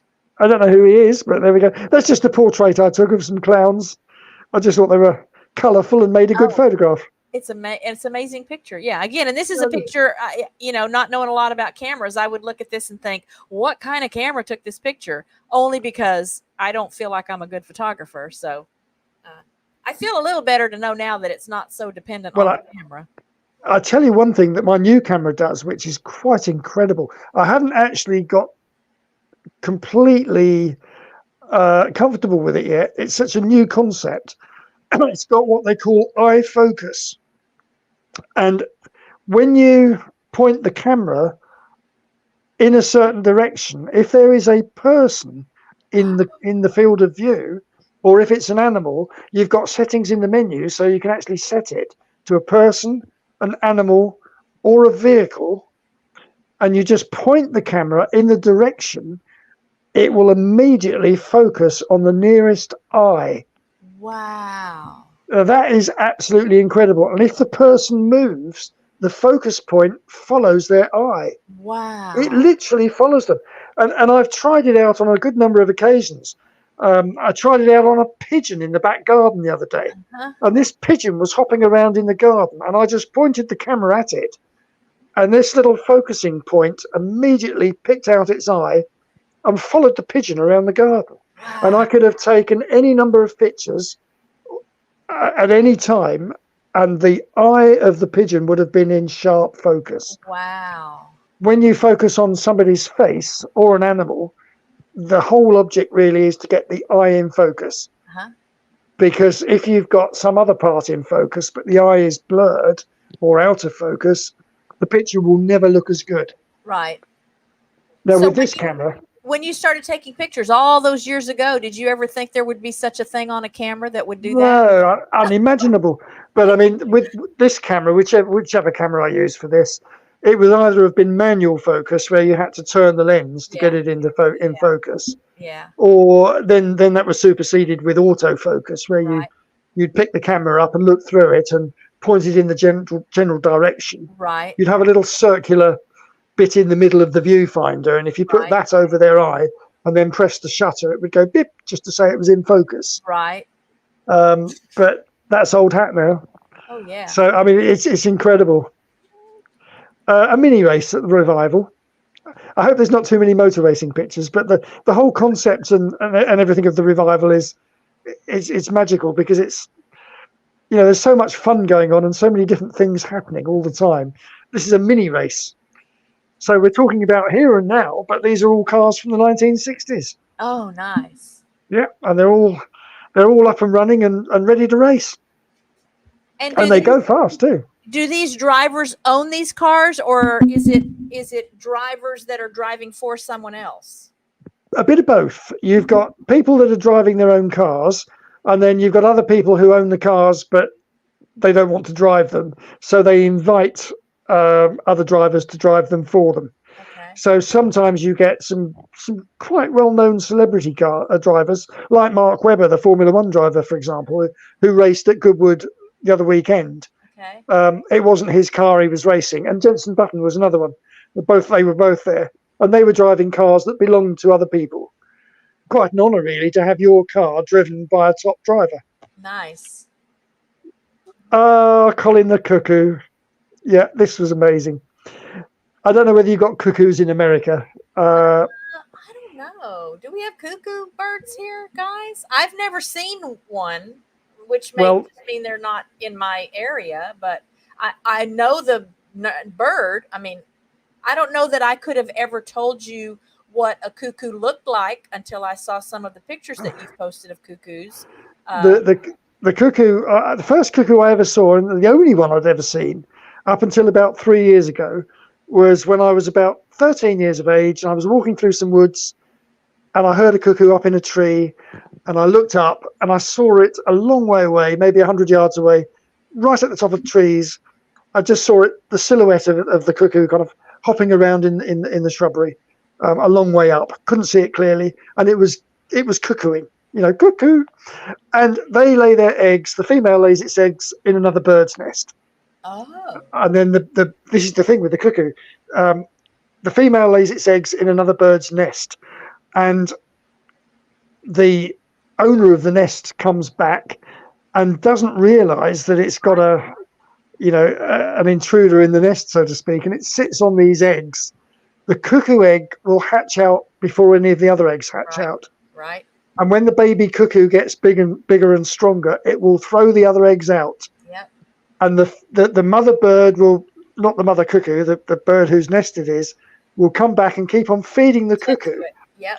And now, of course, because all the other babies have gone, they've been kicked out, the mother bird is just feeding this one cuckoo. Yep. And the cuckoo ends up being 3 times the size of the host. Yeah. Quite incredible. We have here, I think they're called cowhead birds. Uh-huh. And it's the same thing. And they will lay their egg in particularly like a wren nest or something. Again, cowhead bird or cowbird hatches first. It's massive in size compared to the other little birds. And the same thing, they'll throw the eggs or the baby birds out of the nest, and the mamas don't know. They just think it's their baby, and they just keep on Yeah, feeding that's it, it. Same thing. Now, and that's how they survive. this particular bird, I was out walking, funnily enough, where I went today. It's an area of common land, heathland, not far from where I live. And about 3 or 4 years ago, I was out walking, and somebody just said to me, "Have you seen the cuckoo?" And I said, "Oh no, I'd love to see one." I had my camera with me, and they probably thought, "Well, okay, this is a bird photographer," and that's why they asked me if I'd seen or photographed it. I said, "No." I said, "You'd be very lucky to get anywhere near it, wouldn't you?" She said, "Oh no." She said, "There's a lot of photographers, and they've been coming here for the last 2 or 3 weeks, and they're feeding it, and it's coming down for food. So you're able to get some good pictures." So, of course, I immediately went to where this lady said, and lo and behold, I got there. There was this cuckoo, Oh my and there goodness. were maybe about 15 photographers around it, near it, and they'd put mealworms out. And the cuckoo was coming down from a tree to feed on the mealworms, and they were all getting photographs. Anyway, to cut a long story short, the cuckoo at the end of the season, round about July or thereabouts, flies back all the way to West Africa. They're migrants. And then they come back in the spring. Well, the following spring, this cuckoo came back again. And it came back for a good number of years. It had been coming back for a good number of years. I've actually photographed it for 3 or 4 years. And every year it came back to exactly the same place. Huh? And obviously it was getting a bit older now, but it got so totally used to being fed. You could literally walk to within 5 or 6 feet of it and it wouldn't fly away. It Wow. would look at you, but it just wanted more mealworms. And I got all the pictures. I've got more pictures of a cuckoo than I've got of any other bird ever. Wow. How big is this bird? Like, can you? Well, yeah, it's about the size of a jay or a jackdaw, Oh, okay, small not a small great crow bird. size. Not a No, big. it's not particularly big, but it's bigger than a blackbird or a thrush. Okay. Um, Maybe kind of a bit smaller than a seagull, perhaps. Okay. About a foot long, 12 inches from head to tail. Okay. So interesting. Oh, this is sweet. That's the Sethringham Cup again at Goodwood, look, lining up for the race. look at him. That's so sweet. Oh, We have a nest box in our garden, and last year I realised that a family of wrens had built their nest in it, and I was lucky enough to see them all leaving the nest when they were old enough. And they all came out one by one, and we thought, "Oh, they're all gone now." We watched every single one come out uh-huh. and fly off. And about 20 minutes later, I went out to the garden, and they'd all regrouped together, and I was Oh, able to take the picture. oh, Lovely. how sweet. How Yeah. sweet. So Yeah, they've this is just. one of my favorite times of year here, the spring, when Oh, I when love the the spring. wrens make Yeah. their nests. We've got some hanging plants on the front porch, and then I usually have some kind of plants on the back porch, just on a little cabinet back there, and they'll make their nests back there, and it's just such a joy to me to to watch those eggs. And so this year in the spring, I even had a camera, because we've got cameras all around the property. I moved a camera from the front porch so that it was looking down into the nest, and I was just live streaming while we were Oh, waiting for lovely. the babies to hatch, and Oh, that was a treat. that was nice. Just a few birds I think I've included. This is a stone chat, Okay. a female stone chat. I just think it's a lovely photograph. I've just caught it perfectly, haven't I? I've just got the picture, and it's just a lovely shot. The background's all out of focus, which Yeah, is that something makes it which interesting. Yeah. always try to get the background out of focus. But you can't always do that, because if the Right. background's a bit closer, it's Right. going to be in focus. Right. But this was just perfectly poised. And this is what kind of bird did you say? It's a female stone chat. Okay. It's a bird that you get on heathland. Okay. It's, Yeah. it's nothing really special. It's not rare or anything. It's just I just included it as a photograph that I'm pleased with. Yeah. It's so sweet. That's the male. Okay. Again, it's just Are these little songbirds? These are. Yes, I'd say they're little songbirds. Okay. Aren't they sweet? Oh my It's, gosh. and that's a Dartford warbler. That's a success story for conservation. Going back to the 1970s, this bird was almost extinct in the UK. It became so rare, it was one of the most endangered birds. I'd certainly never seen one until about 2 or 3 years ago. Oh wow. And for some reason or other, I don't know quite how they've done it. I'm sure that various conservation bodies have done certain things, to do with land management, that kind of thing, to try and encourage them to breed and get them back from the brink. And they've been successful.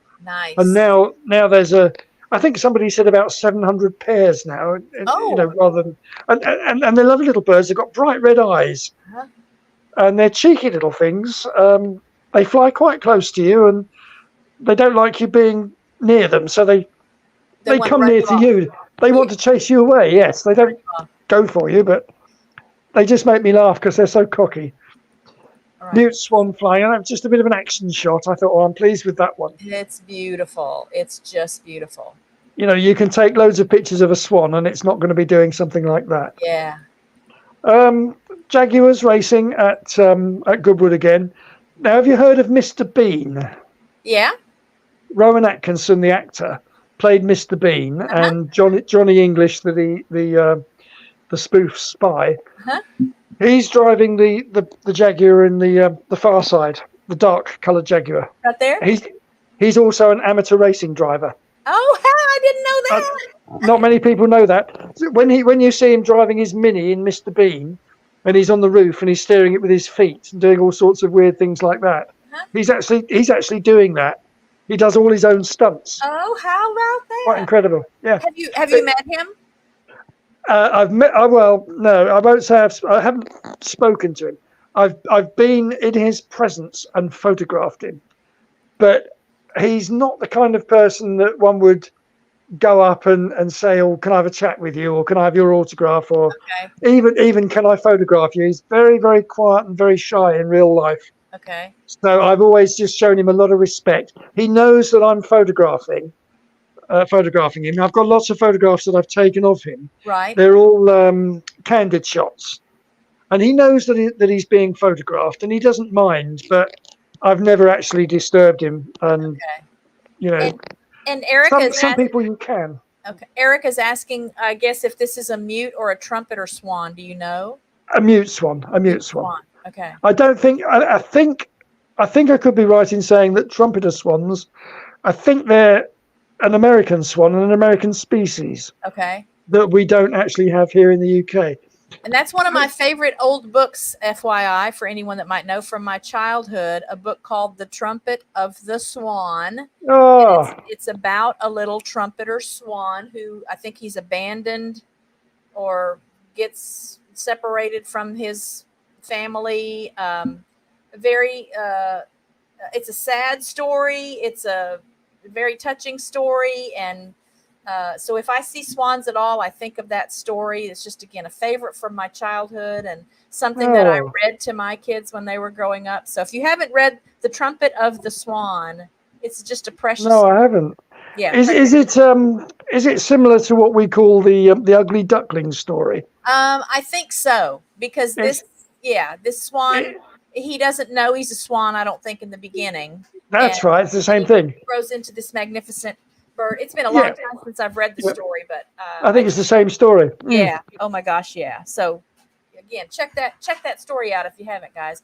And then who are these people? Well, this is just typical of Goodwood Revival. Remember I said everybody dresses up? Oh, okay. It's just a candid shot of people watching the motor racing. Oh, how fun.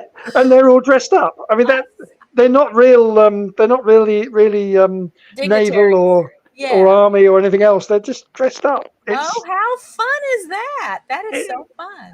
It's partially, what would you call it, fancy dress. Right. But they don't like to call it fancy dress.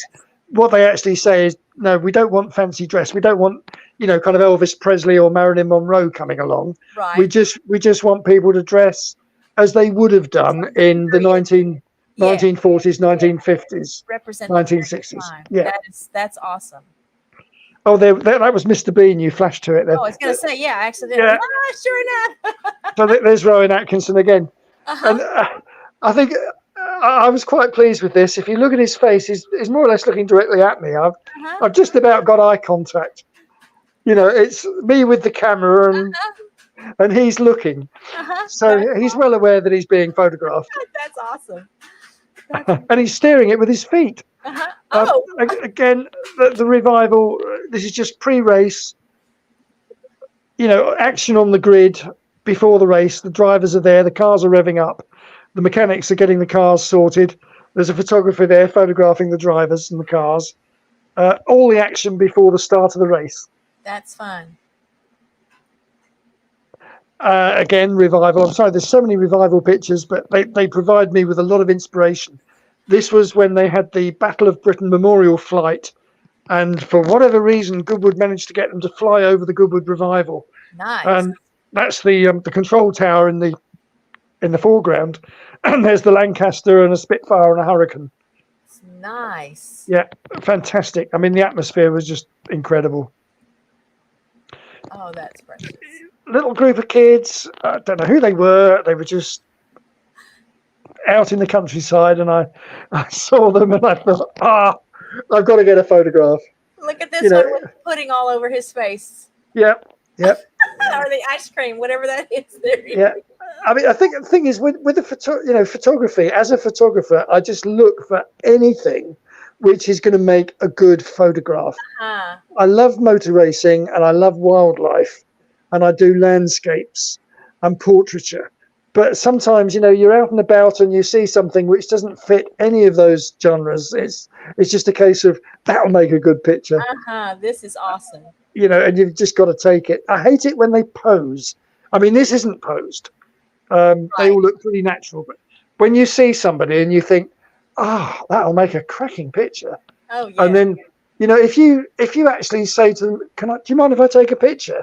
They immediately stand to attention with their arms down the side, look straight towards you and smile. And you think, no. Yeah. So it's far better if you can get a candid shot where they don't know that you're photographing them. But unfortunately, a lot of the time they'll realise that you are, and their whole demeanour will change. That one I included. I took that at Goodwood just a few months back. It was just synchronised. They didn't do it at the same time intentionally, but I noticed when I got back, I didn't even realise the driver behind is getting out of the car at the same time as the driver in front. And they've literally synchronised their actions. Uh-huh. I mean, it was fortuitous, and I won't say it was my skill or, you know, that I envisaged it in any way, shape, or form. It just happened. I took the picture of the first driver and then realised that the one behind is doing the same thing. That's awesome. Oh, wow. That picture there of a poppy field in Surrey a few years ago, that was a real good picture for me.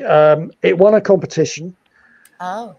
And then I got approached by a well-known photographer who runs a publishing company, and he wanted to use it as a postcard. And I gave him permission to use it. I didn't get paid for it, but it was his series of English countryside postcards, and I got the credit for it. And it went out all over the UK. Nice. In not only a book, but also on all these postcards that were for sale in all the shops. Nice. So that was one of my successful photographs, you might say, but I didn't get any money out of it. Didn't get this paid is for what it. time of year? What time of year would we see the fields look like that? Well, normally around about June or July. Okay. But the funny thing is, I had a phone call today from somebody, and they were telling me that there's a poppy field just adjacent to their house in Farnham. Now, you know, which is ludicrous. I mean, it's September; they shouldn't be out. Wow. But I'm going to go over there perhaps tomorrow or the day after and see it. Okay. Well, I'll watch for some pictures of that too. I don't think it's going to be as good as that one, but okay. That was another Goodwood shot, not the revival. It was a private track day. As I said, it's a working circuit. So whenever you go there, something's happening. They're either testing a car or people are there with their cars and using the circuit to have a bit of fun on. That driver there, his name is Grant Williams, and he's not a famous racing driver, but he's well known in racing circles. He races that Jaguar, which again is a well-known racing car, and he's won a lot of races, just saloon car racing, really, historic saloon cars. But he drives that Jaguar, and I was just thrilled to actually be on the circuit and be able to take a photograph of him. Nice. So I you felt see quite honoured. Jaguars and things often because of this. So where we live now, South Lake, it's among the most affluent cities in the country. Not where we live. We're just the country folk here. But this is something that I don't know that I had. Well, I might have seen a Jaguar once in my life before we got here. But here now, Jaguars, and I think I've even seen a Rolls Royce here. So there are a lot of like football, American football players, stars that live here in South Lake. So athletes, wealthy athletes and things like that. So we see some of these luxury cars here a lot, but the pictures now, but I mean, they're the new ones. They're not the classic. New ones, of course. These are old classics. I mean, again, 50s and 60s. Yeah. That car's probably something around 1961, I would think. Beautiful. So, I mean, they're old, but they've all been done up, ready for racing. They've got the roll cage and pucker brakes and everything else. That's a portrait I was lucky enough to get of. I can have another blank moment. It's on the tip of my tongue. A famous racing driver. He was Formula One. He's no longer. Max Chilton. Okay. Yeah, I get these blank moments. It must be age. Max Chilton. He's an ex-Formula One driver, and he's now doing alternative racing. Not historic racing, but a different series of cars altogether, sports cars or something. Okay. But I was very lucky to get that picture, I think. This was Goodwood Revival a few years ago. The story behind this was that I somehow blagged my way into this particular area, which is known as the assembly area. What happens is when the next race is due to start, the mechanics all bring the cars out from the pits. They call them the pits. That's where the cars are all stored and kept, and the mechanics are working on them, and they bring them out and they put them in the assembly area. And then the drivers, who are very often well-known celebrities and well-known racing drivers, they walk out from their racing drivers clubhouse, right, and get in the cars that have been brought to them by the mechanics. So I somehow got into this assembly area. I'm sometimes lucky enough to be allowed in. It depends very much on who you know, whether they know me, whether they will accept my reasoning for wanting to go in. It's not a public area. You have to have a special pass to go in. And I haven't got a special pass, but somehow or another I got in on this occasion. I've been in on a few occasions. Where I've known a racing driver, for example, if they've said to me,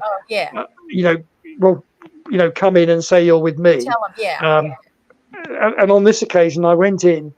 And normally it's a hub of activity. You've got all the cars being driven in by the mechanics. The drivers are coming out.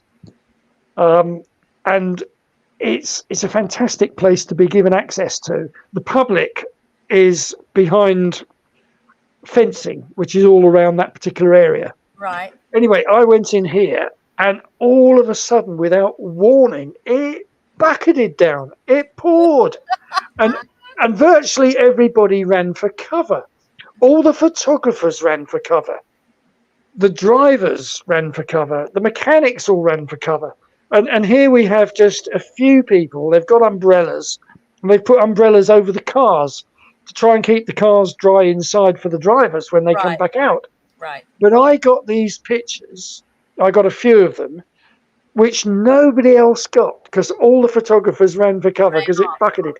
And I actually had an umbrella, and I put it up and I'm holding the umbrella in my left hand, and I'm holding the camera with my right hand, just one-handed, and I'm taking pictures one-handed.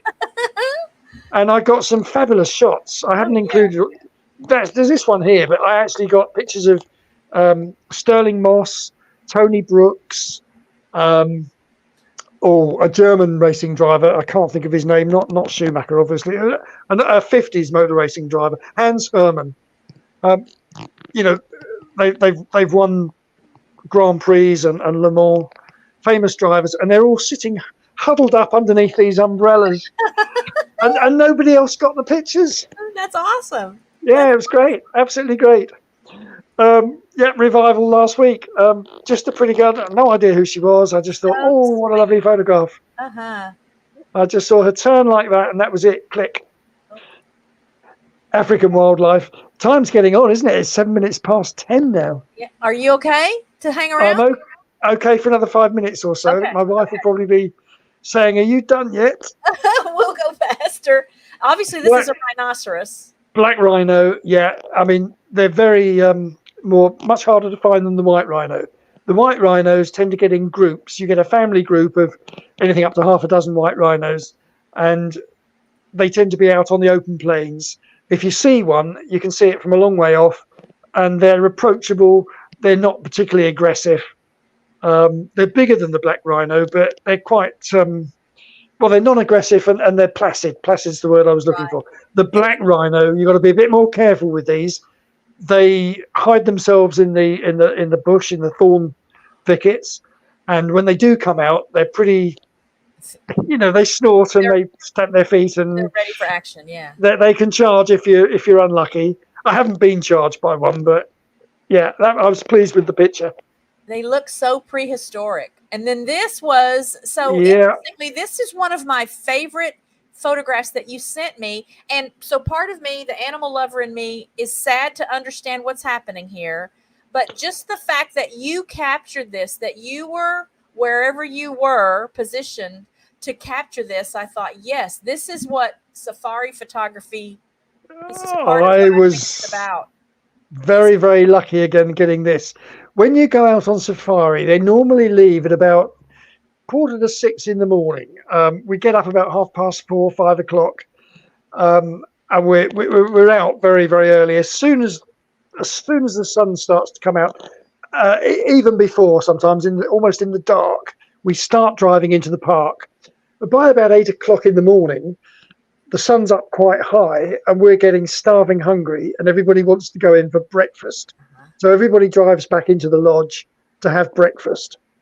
Whether you go out again after that's entirely up to you. Lots of people will just kind of sit by the pool and relax until about 4 o'clock when the sun goes down again, because it's really hot during the day. We've tended to go out and spend all our time just looking to see what we can find. On this occasion, I went out with, everybody else at some awful kind of early hour, be it 5 o'clock or 6 o'clock, whatever it was. And of course, come 8 o'clock, everybody went back in for breakfast. And all of a sudden, I found myself completely alone. Everybody else had gone, all the jeeps, the safari buses, they'd all gone back to the lodges for breakfast. And I thought, I'm going to stay out.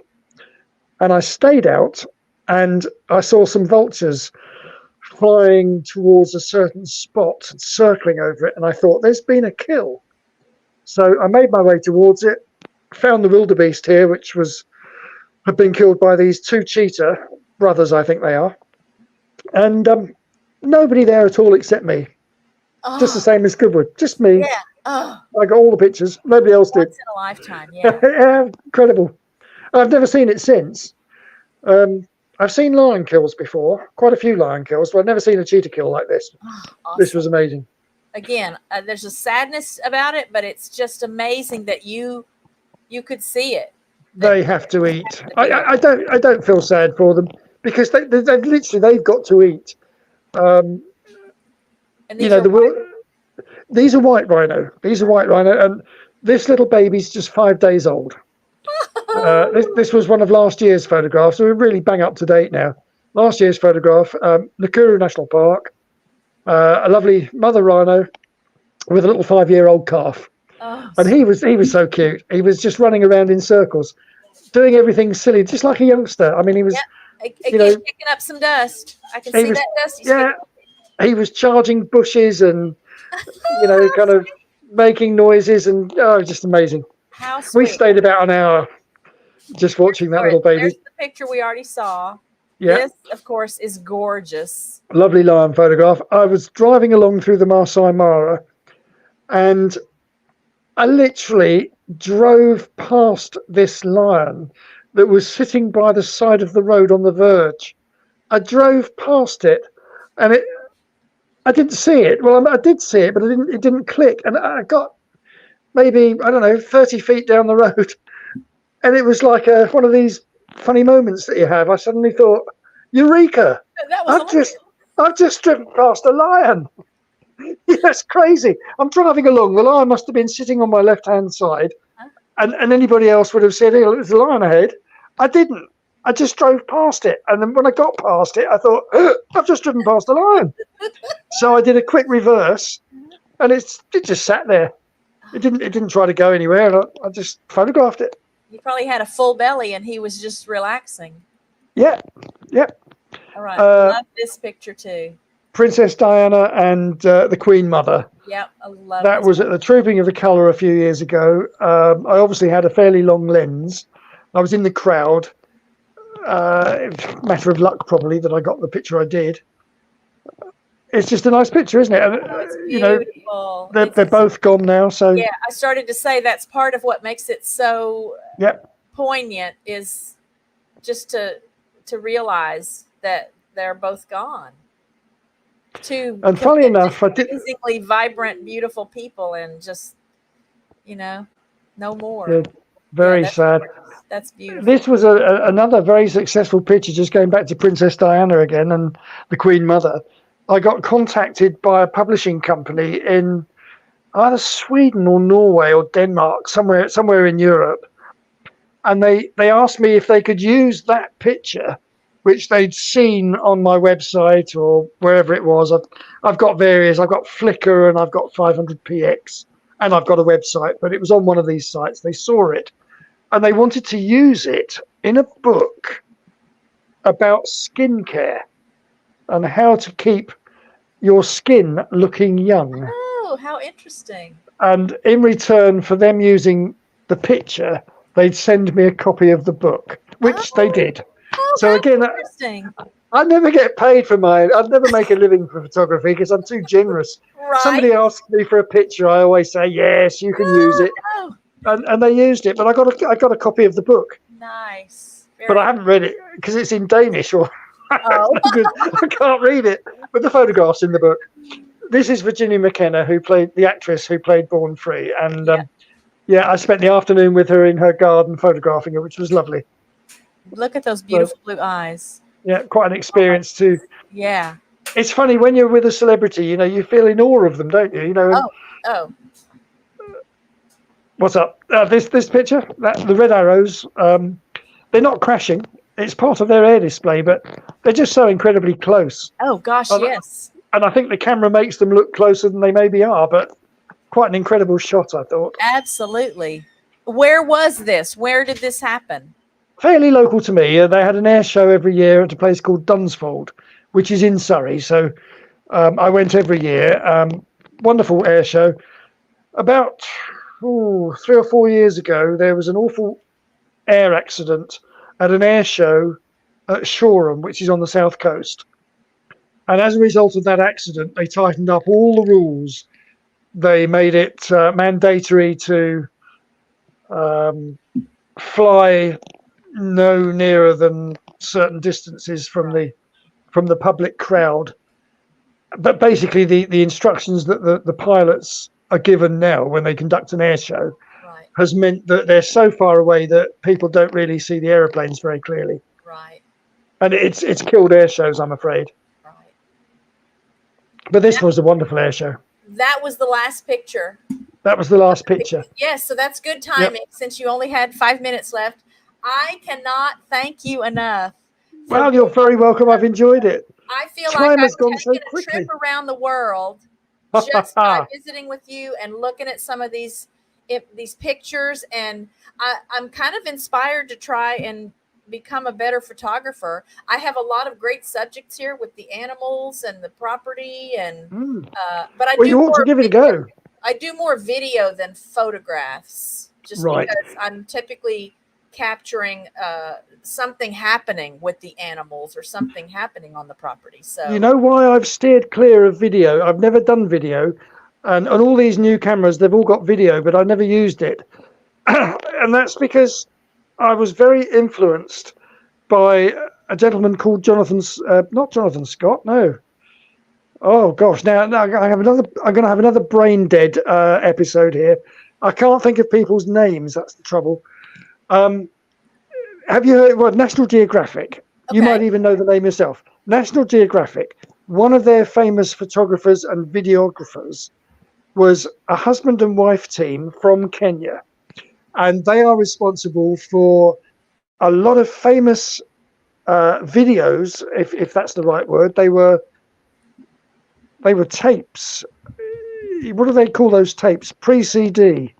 okay, You know, before CDs, there were videotapes, like cassettes. right. Anyway, they did these films. There was The Year of the Wildebeest, and then there was another one all about hippos.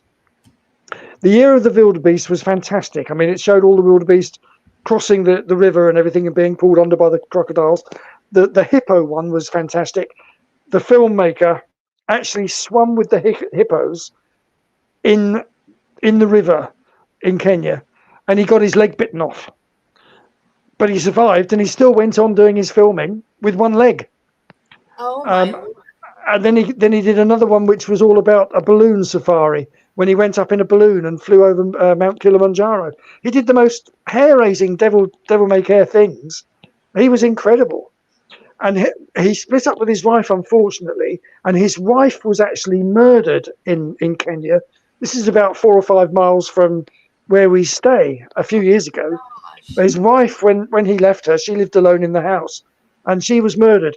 And they know who did it, because she annoyed the local fishermen. She was trying to cut down excessive fishing in Lake Naivasha. Oh my And gosh. she conducted a campaign to try and stop the fishermen without licenses doing their fishing. And of course, it's their livelihood, and there was a lot of animosity. And then she was shot. Anyway, this guy did these fantastic videos, and I watched all of them. I had a whole series of them, and I thought, I am never ever going to be able to take videos like that. What's the point in me amateurishly trying to create videos when I can buy the National Geographic ones, which are just incredible? Yeah. And it took him 3 years to make that 45-minute video about the wildebeest. 3 years of filming to make a 45-minute film. Wow. So I just thought, no, I'm not going to get into video. I can do photography because I can capture the moment. But Wow. yeah, it's crazy. I can't remember his name. But it's like that with me. It's an age thing, isn't it? I suppose. My memory just goes. I get a blank. No, can't remember. My excuse is that the older I get and the more I learn, the more I see and read and hear and store away in my brain, I don't have room anymore, and something else gets tossed out to make room, and I don't get to choose what gets tossed out. I remembered the name. Alan Root. Okay. Alan Root. Yeah. Okay. The filmmaker for National Geographic, or one of them. I'm sure they've got more than one. Oh yeah. Alan Root. He made all those fantastic videos. Well, they're probably still available. I enjoy your photographs, so don't feel pressured to take video, but no. It might be something fun to play with sometime. I don't know. Maybe Goodwood would be a fun thing to get a video for, since you never know what's going to happen. I mean, you could, funnily enough, I did try it just for 5 minutes, and all I got was cars going round and round and round because nothing happened. Right. I think if I saw something that was, I don't know, kind of, if I captured something with the camera and I thought, well, I've got enough pictures, so I'll now actually record it on video after I've got my pictures. You know, like maybe those cheetahs, for example, and I got all the photographs of them feeding. Right. And then perhaps think, well, okay, I've got all the pictures I want, and they're still there and they're eating. Right. The sight and the sounds might make a video. Right. It's possible, but there again, it's, I can't do anything with a video. With a photograph, I can print it and I can get it framed and I can put it Right, up on the wall. You know, right. with a video, I think, well, what Well, do I do with it? and I know from creating videos for YouTube, there are times when I really might have recorded an hour of something just to capture the little 15 seconds of Mm, whatever it was that happened that I was yeah, hoping I would yeah. see. And so it's very it can be very time consuming. I mean, I walk everywhere I'm always filming. I'm always filming because I don't know when something might happen that could be interesting Mm, or funny or educational for people. mm. So I think that would probably take some of the fun out of it for you. Again, you see it happening, you can capture the picture. Uh, with the animals here, for example, I don't know what might happen. I know things that I see from time to time, and I sometimes hope I can capture it on video. But I could not be quick enough. If it was already happening, I don't think I could be quick enough to stop and get some pictures of it. So I have to rely on video. But yeah, for you, I can't imagine. Although I would love to have had some video of when all those elephants came near you. That Oh, would have been nice. Actually, thinking about it, when I'm with my wife and she's able to capture video, uh-huh. um, so she's got some, and I think she sent them to me via WhatsApp. So I've got a few little video clips here and there, of, things that have actually happened. Right. I've certainly got a video of the elephants charging us in the Kruger National Park, for example. Oh, okay. I've Yeah. got that. Oh, And yeah.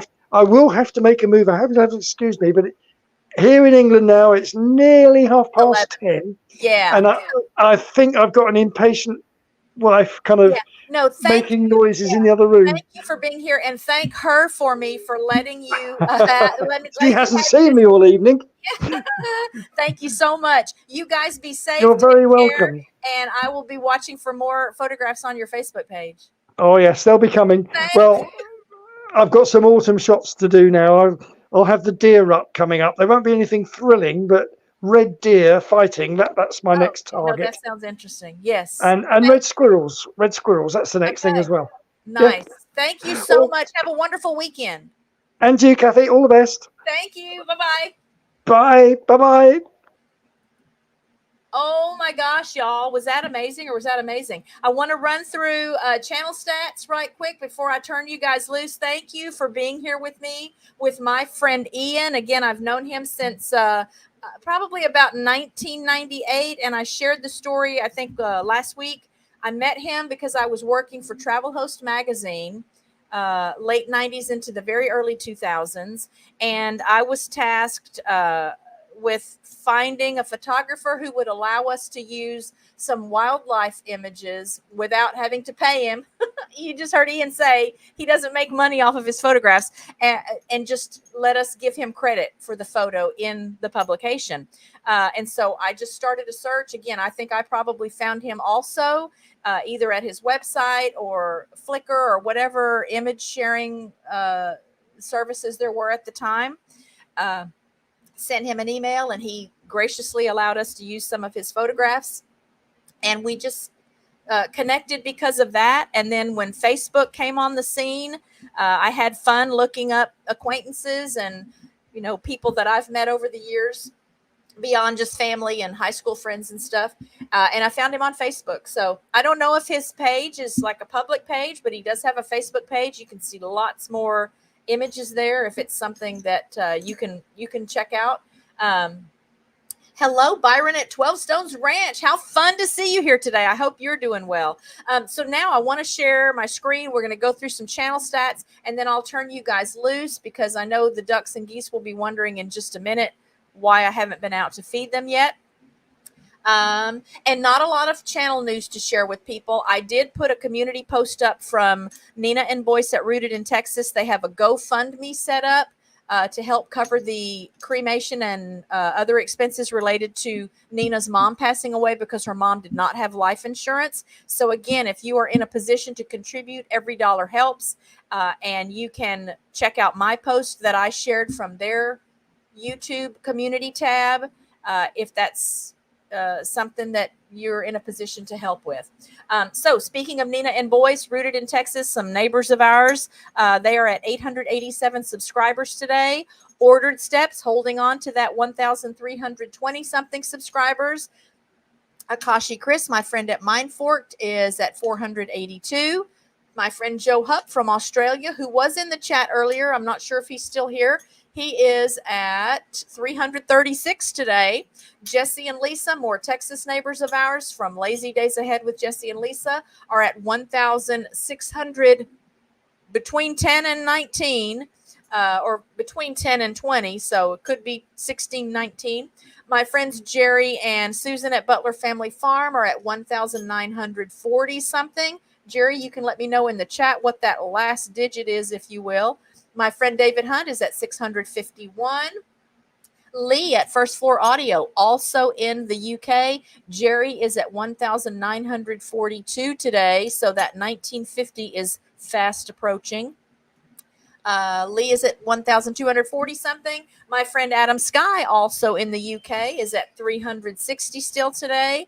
My friend Kevin at All Bugs Go to Kevin. He was the guest on the show last week. You guys check that out. If you missed it, he even did a brown recluse, tarantula, some other creepy crawlies that he has as pets, and he handled them. And it was amazing. The whole show was amazing. Check that out.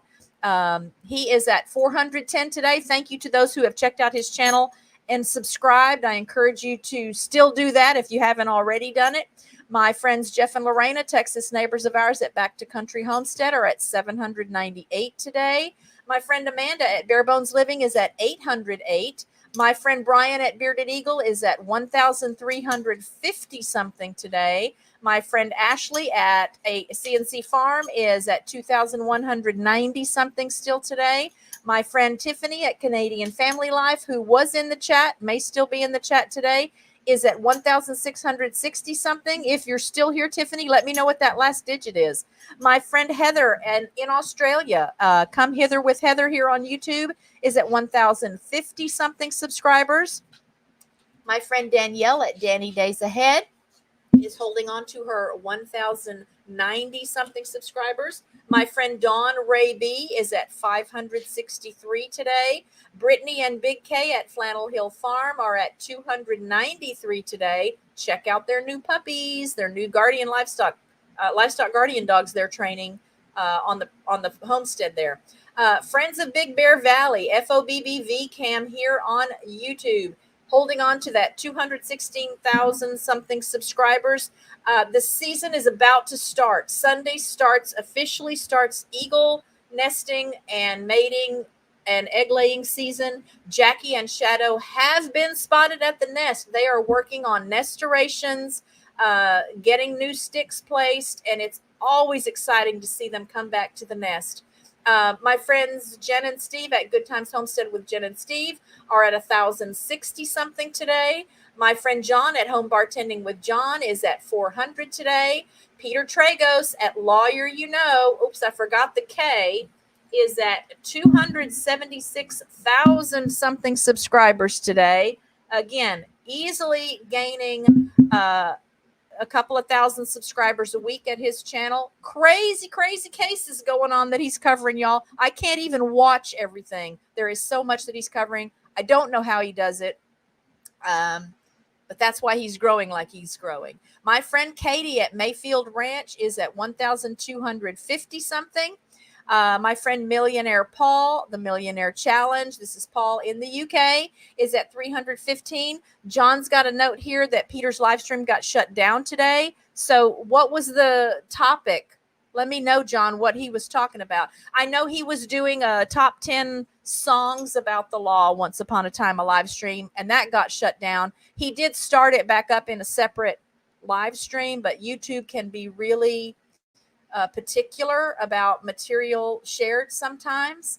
I haven't had that happen to me yet. I don't think I've had a live stream shut down, but I do frequently get, the copyright claims, not copyright strikes, but copyright claims. I am in a dispute with my Elvis reaction video that just went out on Sunday last week, because there was one little like 15-second clip that whomever claimed, and hopefully it'll work out, because my understanding is that when you're doing a reaction video, if what you're sharing is related to you critiquing or offering commentary on the material, that there's a little bit of leeway there to be able to share it. Again, nothing else in the video was claimed, but that one little 15-second clip. I did try to keep the clips all very short to avoid that, but we'll see what happens. Worst thing that can happen is just means I can't monetize the video. That's not always why I make videos, but that one has been very well received. Lots of views already. For me, it's a lot of views.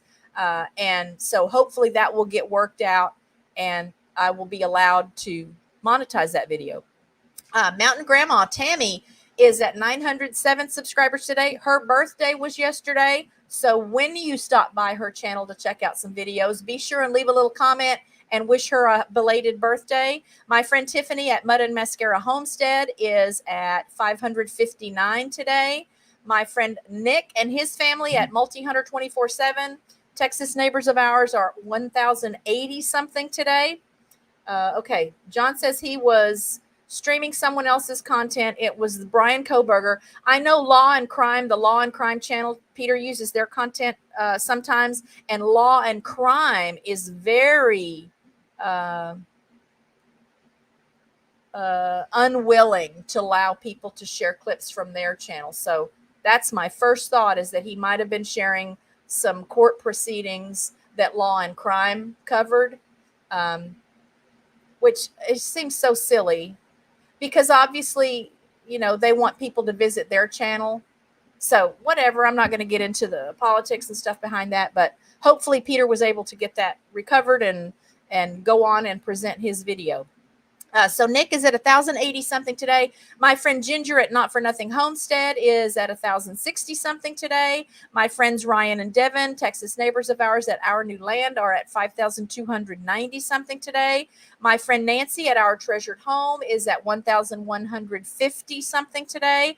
My friend Marin at Palma Pioneer Pantry is at 296 still today. Stephen at Pawpaw's Kitchen is at 330. If you missed the beginning of the show, I have been texting with him back and forth today. It's really him. I asked him some questions that I know only he would know, or that I'm pretty sure only he would know. He will be making a comeback to the channel, so he's still alive and kicking. I'm so relieved to learn that, because I really had begun to worry, since I hadn't seen anything on his channel for a long time, and I didn't get a response to the email that I sent to check on him. But he's back. He's at 330 subscribers today. Should be a video going up this weekend with an update on where he's been and what's happening. So be prepared and watching for that. My friend Shane in Canada at Paralife TV, your everyday wheelchair ninja, is at 2,120 something today. John Pedroza at Pedroza Travel is at 1,150 something today. He was in the chat for a little while earlier. Not sure if he's still here. You can tell me what that last digit is, John, if you are still here. And hello, Sheepdog on the Hill. I'm guessing this is probably Big K. Loving keeping up with the new puppies at your channel. I'm encouraging people to go and follow that journey with you guys.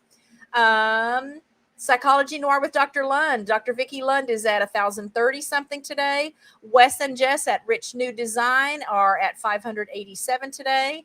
Ronnie and Brittany at Ronnie and Brittany RB Story in California are at 775. My friend and Texas neighbor David at Safe and Sound Texas Audio Excursion is at 3,090 something subscribers today. My friend Shannon at Shanster Travels is at 2,010 to 19. Check out that jump. She jumped from like 750 or so to 1,250 week before last to last week. And now she's over 2,000. So good things happening at that channel. My friend Sparrow Spalding is at 1,500 plus today. My friends Kenny and Debbie at The Adventures of Kenny and Debbie are at 795. My friend Angela at The Inquisitive Farm Wife is at 2,090 something. My friend Dino at The Late Late Horror Show is at 116,000 something. My friend, my real life friend Tom Salta is at 2,900 10 to 19 something today. My friends John and Sarah at Two Doves, Bees and Gardens are at 1,760 something. They were in the channel early in the stream. If you guys are still here, you can let me know what that last digit is. My friend the Vineyard Chicks are at 4,680 something. Just an update on Bunky. She had some surgery on her arm. There was a broken bone issue, kind of complicated, but everything turned out well. The surgery went well. And you guys can stay updated by checking out their channel. My friend Ralph at Webb's Web is at 1,040 something still today. My friend Robin at What the Flock is holding on to her 594. And my friend Steve Robson at Wild Macro Art is holding on to his 24 subscribers. So that's the updates on channel count or subscriber counts from our member channels and previous guests on the show. Some of those fit both categories. I always encourage you to check out all the channels that are on my little spreadsheet. When you go, tell them I sent you, show them some support. Always watch a video or two that's at least 3 minutes long if you're going to subscribe, so that YouTube knows you're a real person and that you do want to engage with the channel. You're not a bot or a paid person that's just going and clicking subscribe on channels, but you don't have any intention of really following them or supporting them. As always, if you want to be on the show, send me an email. As you can see, I'm not limiting myself to just content creators on YouTube anymore.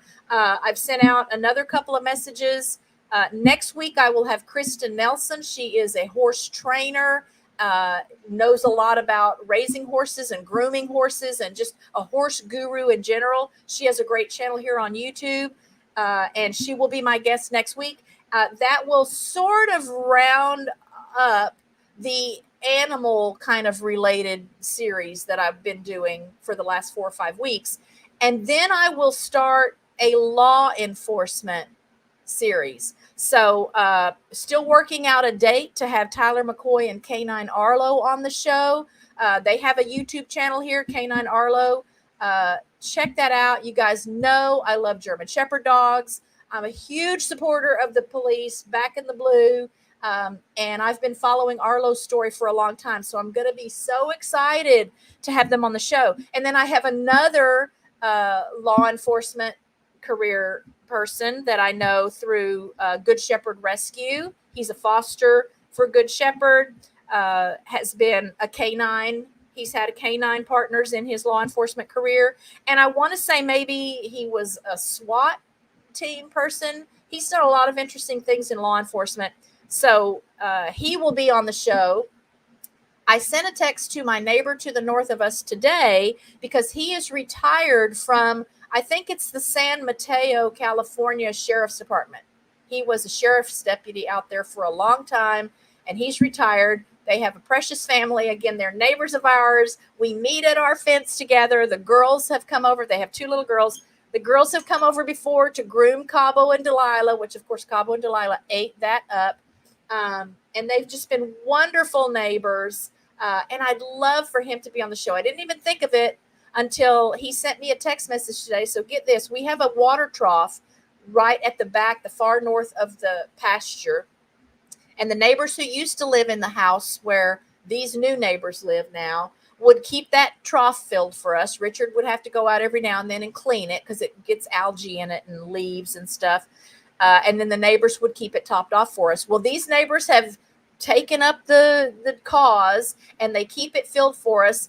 But Jeff sent me a text message earlier today to let me know that he cleaned the trough and refilled it for us. So they're that kind of neighbors. They proved to be those kind of neighbors before they even moved in, because Jeff stopped by and introduced himself before they even moved into the house. The previous neighbors moved back to England. They're from England. One of their sons who just graduated high school will be attending Oxford. So they're moving back to the UK.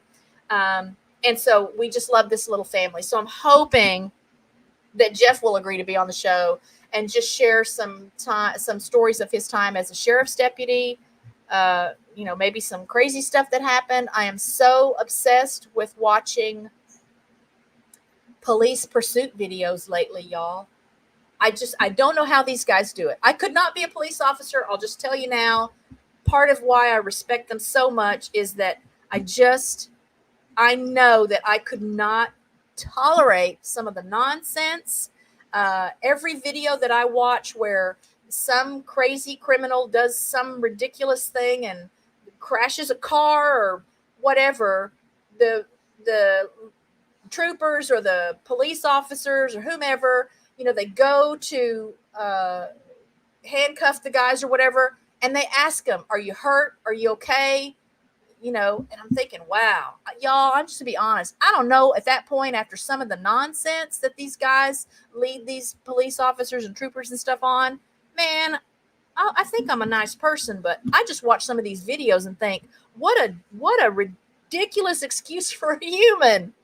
I hate to say that. I just wonder, would I have the wherewithal after just some of what these guys have to go through for my first thought to be, "Are you okay?" I'm thinking my first thought would be is, "What is wrong with you?" But that's not what they do. So just more admiration and respect for them because of some of the videos and stuff that I've been watching on YouTube. If you've missed my most recent video that went out on Wednesday night, because I'm watching all of these police pursuits and just police videos, again, getting psyched up and motivated for my law enforcement streams that are going to be coming up. Hopefully starting in mid-October.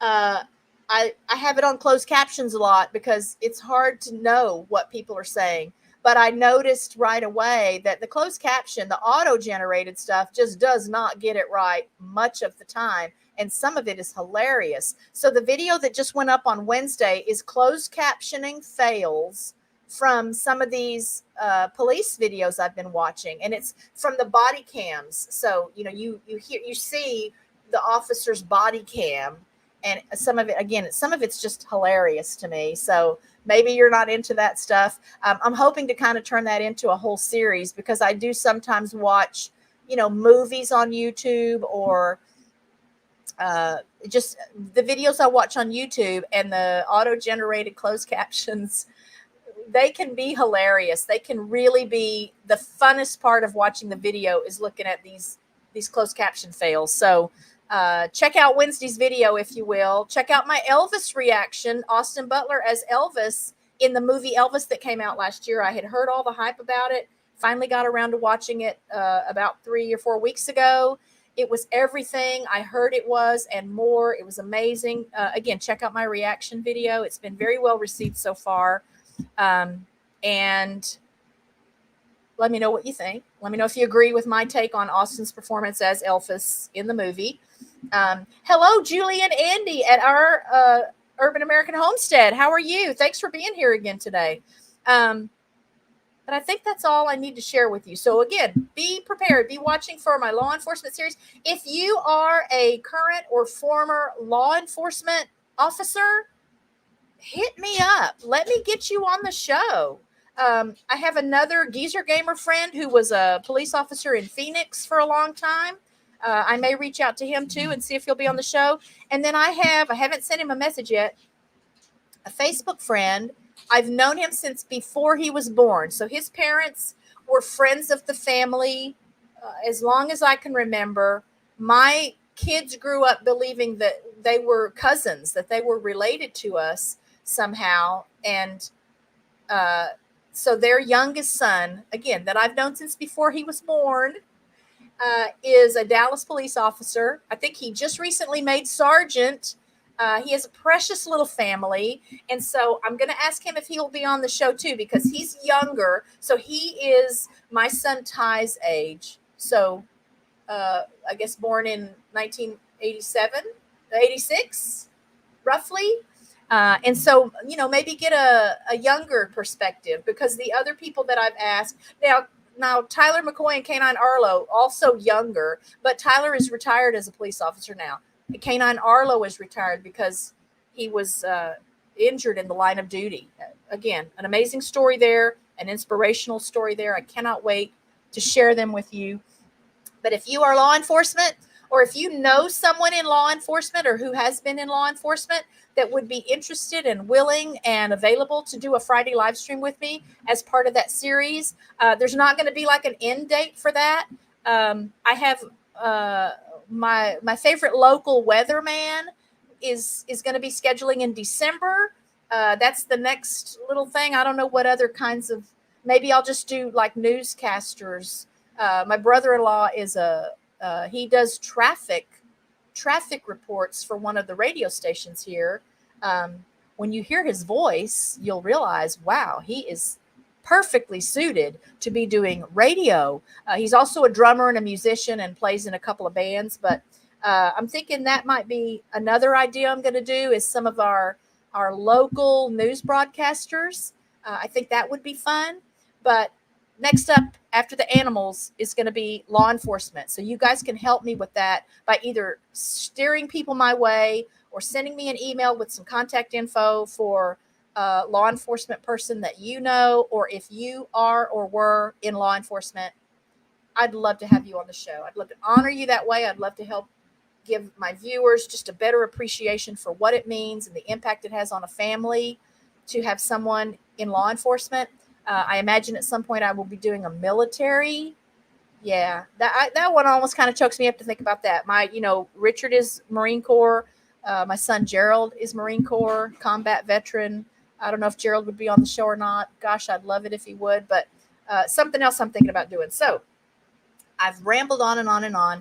A little bit longer show today than usual. Thank you for sticking with me. Thank you for being here to support Ian. As always, be safe, be happy, be well, be blessed. I love you all. Do you know that? I love you. I appreciate you. I thank you for every minute that you spend with me. I thank you for every video that you watch. Please like today's video and share it if you will. And again, check out my recent videos. Check out the shorts that are going up. I'm having so much fun with those. I haven't checked the stats for today's short. I'm going to do that while I've got you guys here because it's still so interesting to me, the hit or miss nature of how YouTube works. Here's stats on today's short. So this just went up at noon. It's got 1,954 views so far, and it has earned me 3 new subscribers. So yeah, Jerry, when I get ready for my military one, you're one of the people I thought about because when I learned that you were military, I thought, someday I need to do a series of videos honoring military personnel. That is near and dear to my heart. Again, police officers I kind of lump them in the same together. But because I have a combat vet in the family, that just really touches me. So I want to honor you guys that way. So again, fun with shorts today. Today's an educational Did You Know shorts about horses and donkeys. So if you want to learn a little bit about how horses and donkeys are alike, today's short is for you.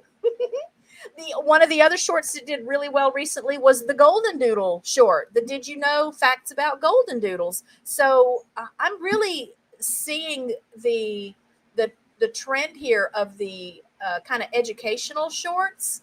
And I feel quite accomplished to be able to present a lot of facts in 15 seconds. Because that's the sweet spot for my shorts, y'all, is 15 seconds or less. And I'm doing a lot more of my own voiceovers. I'm getting more comfortable with that.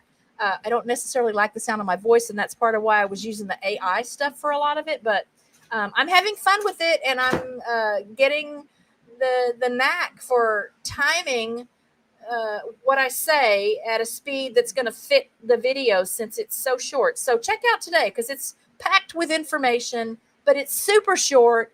And it features Lucky and Nakona, the horses that we were tending to for a couple of weeks. Nakona's the one that was having to get the medicine put in his eye. So it's all connected somehow.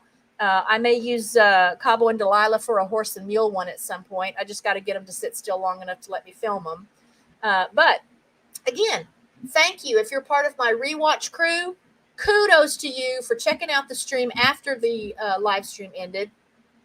But you guys mean a lot to me. You motivate me. You inspire me. You keep me going. You give me a sense of purpose. I'm enjoying what I do here. I love doing these lives. I love introducing new people to you. I hope you enjoy it as well. I think today's show was amazing. Ian is amazing. He's so interesting.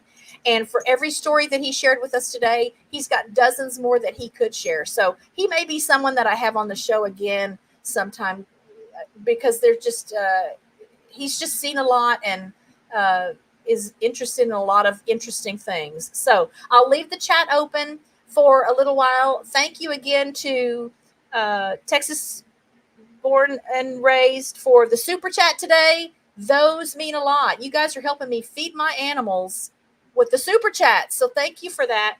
And I will see you next week with Kristen Nelson, the horse guru. And then we will hope to be starting our law enforcement series with the 13th of October, that mid-October stream. Be safe, be happy, be well, be blessed. I love you. I think I already said that, but it doesn't hurt to say it again. Get your goodbyes said, and I will see you next Friday. Bye, guys.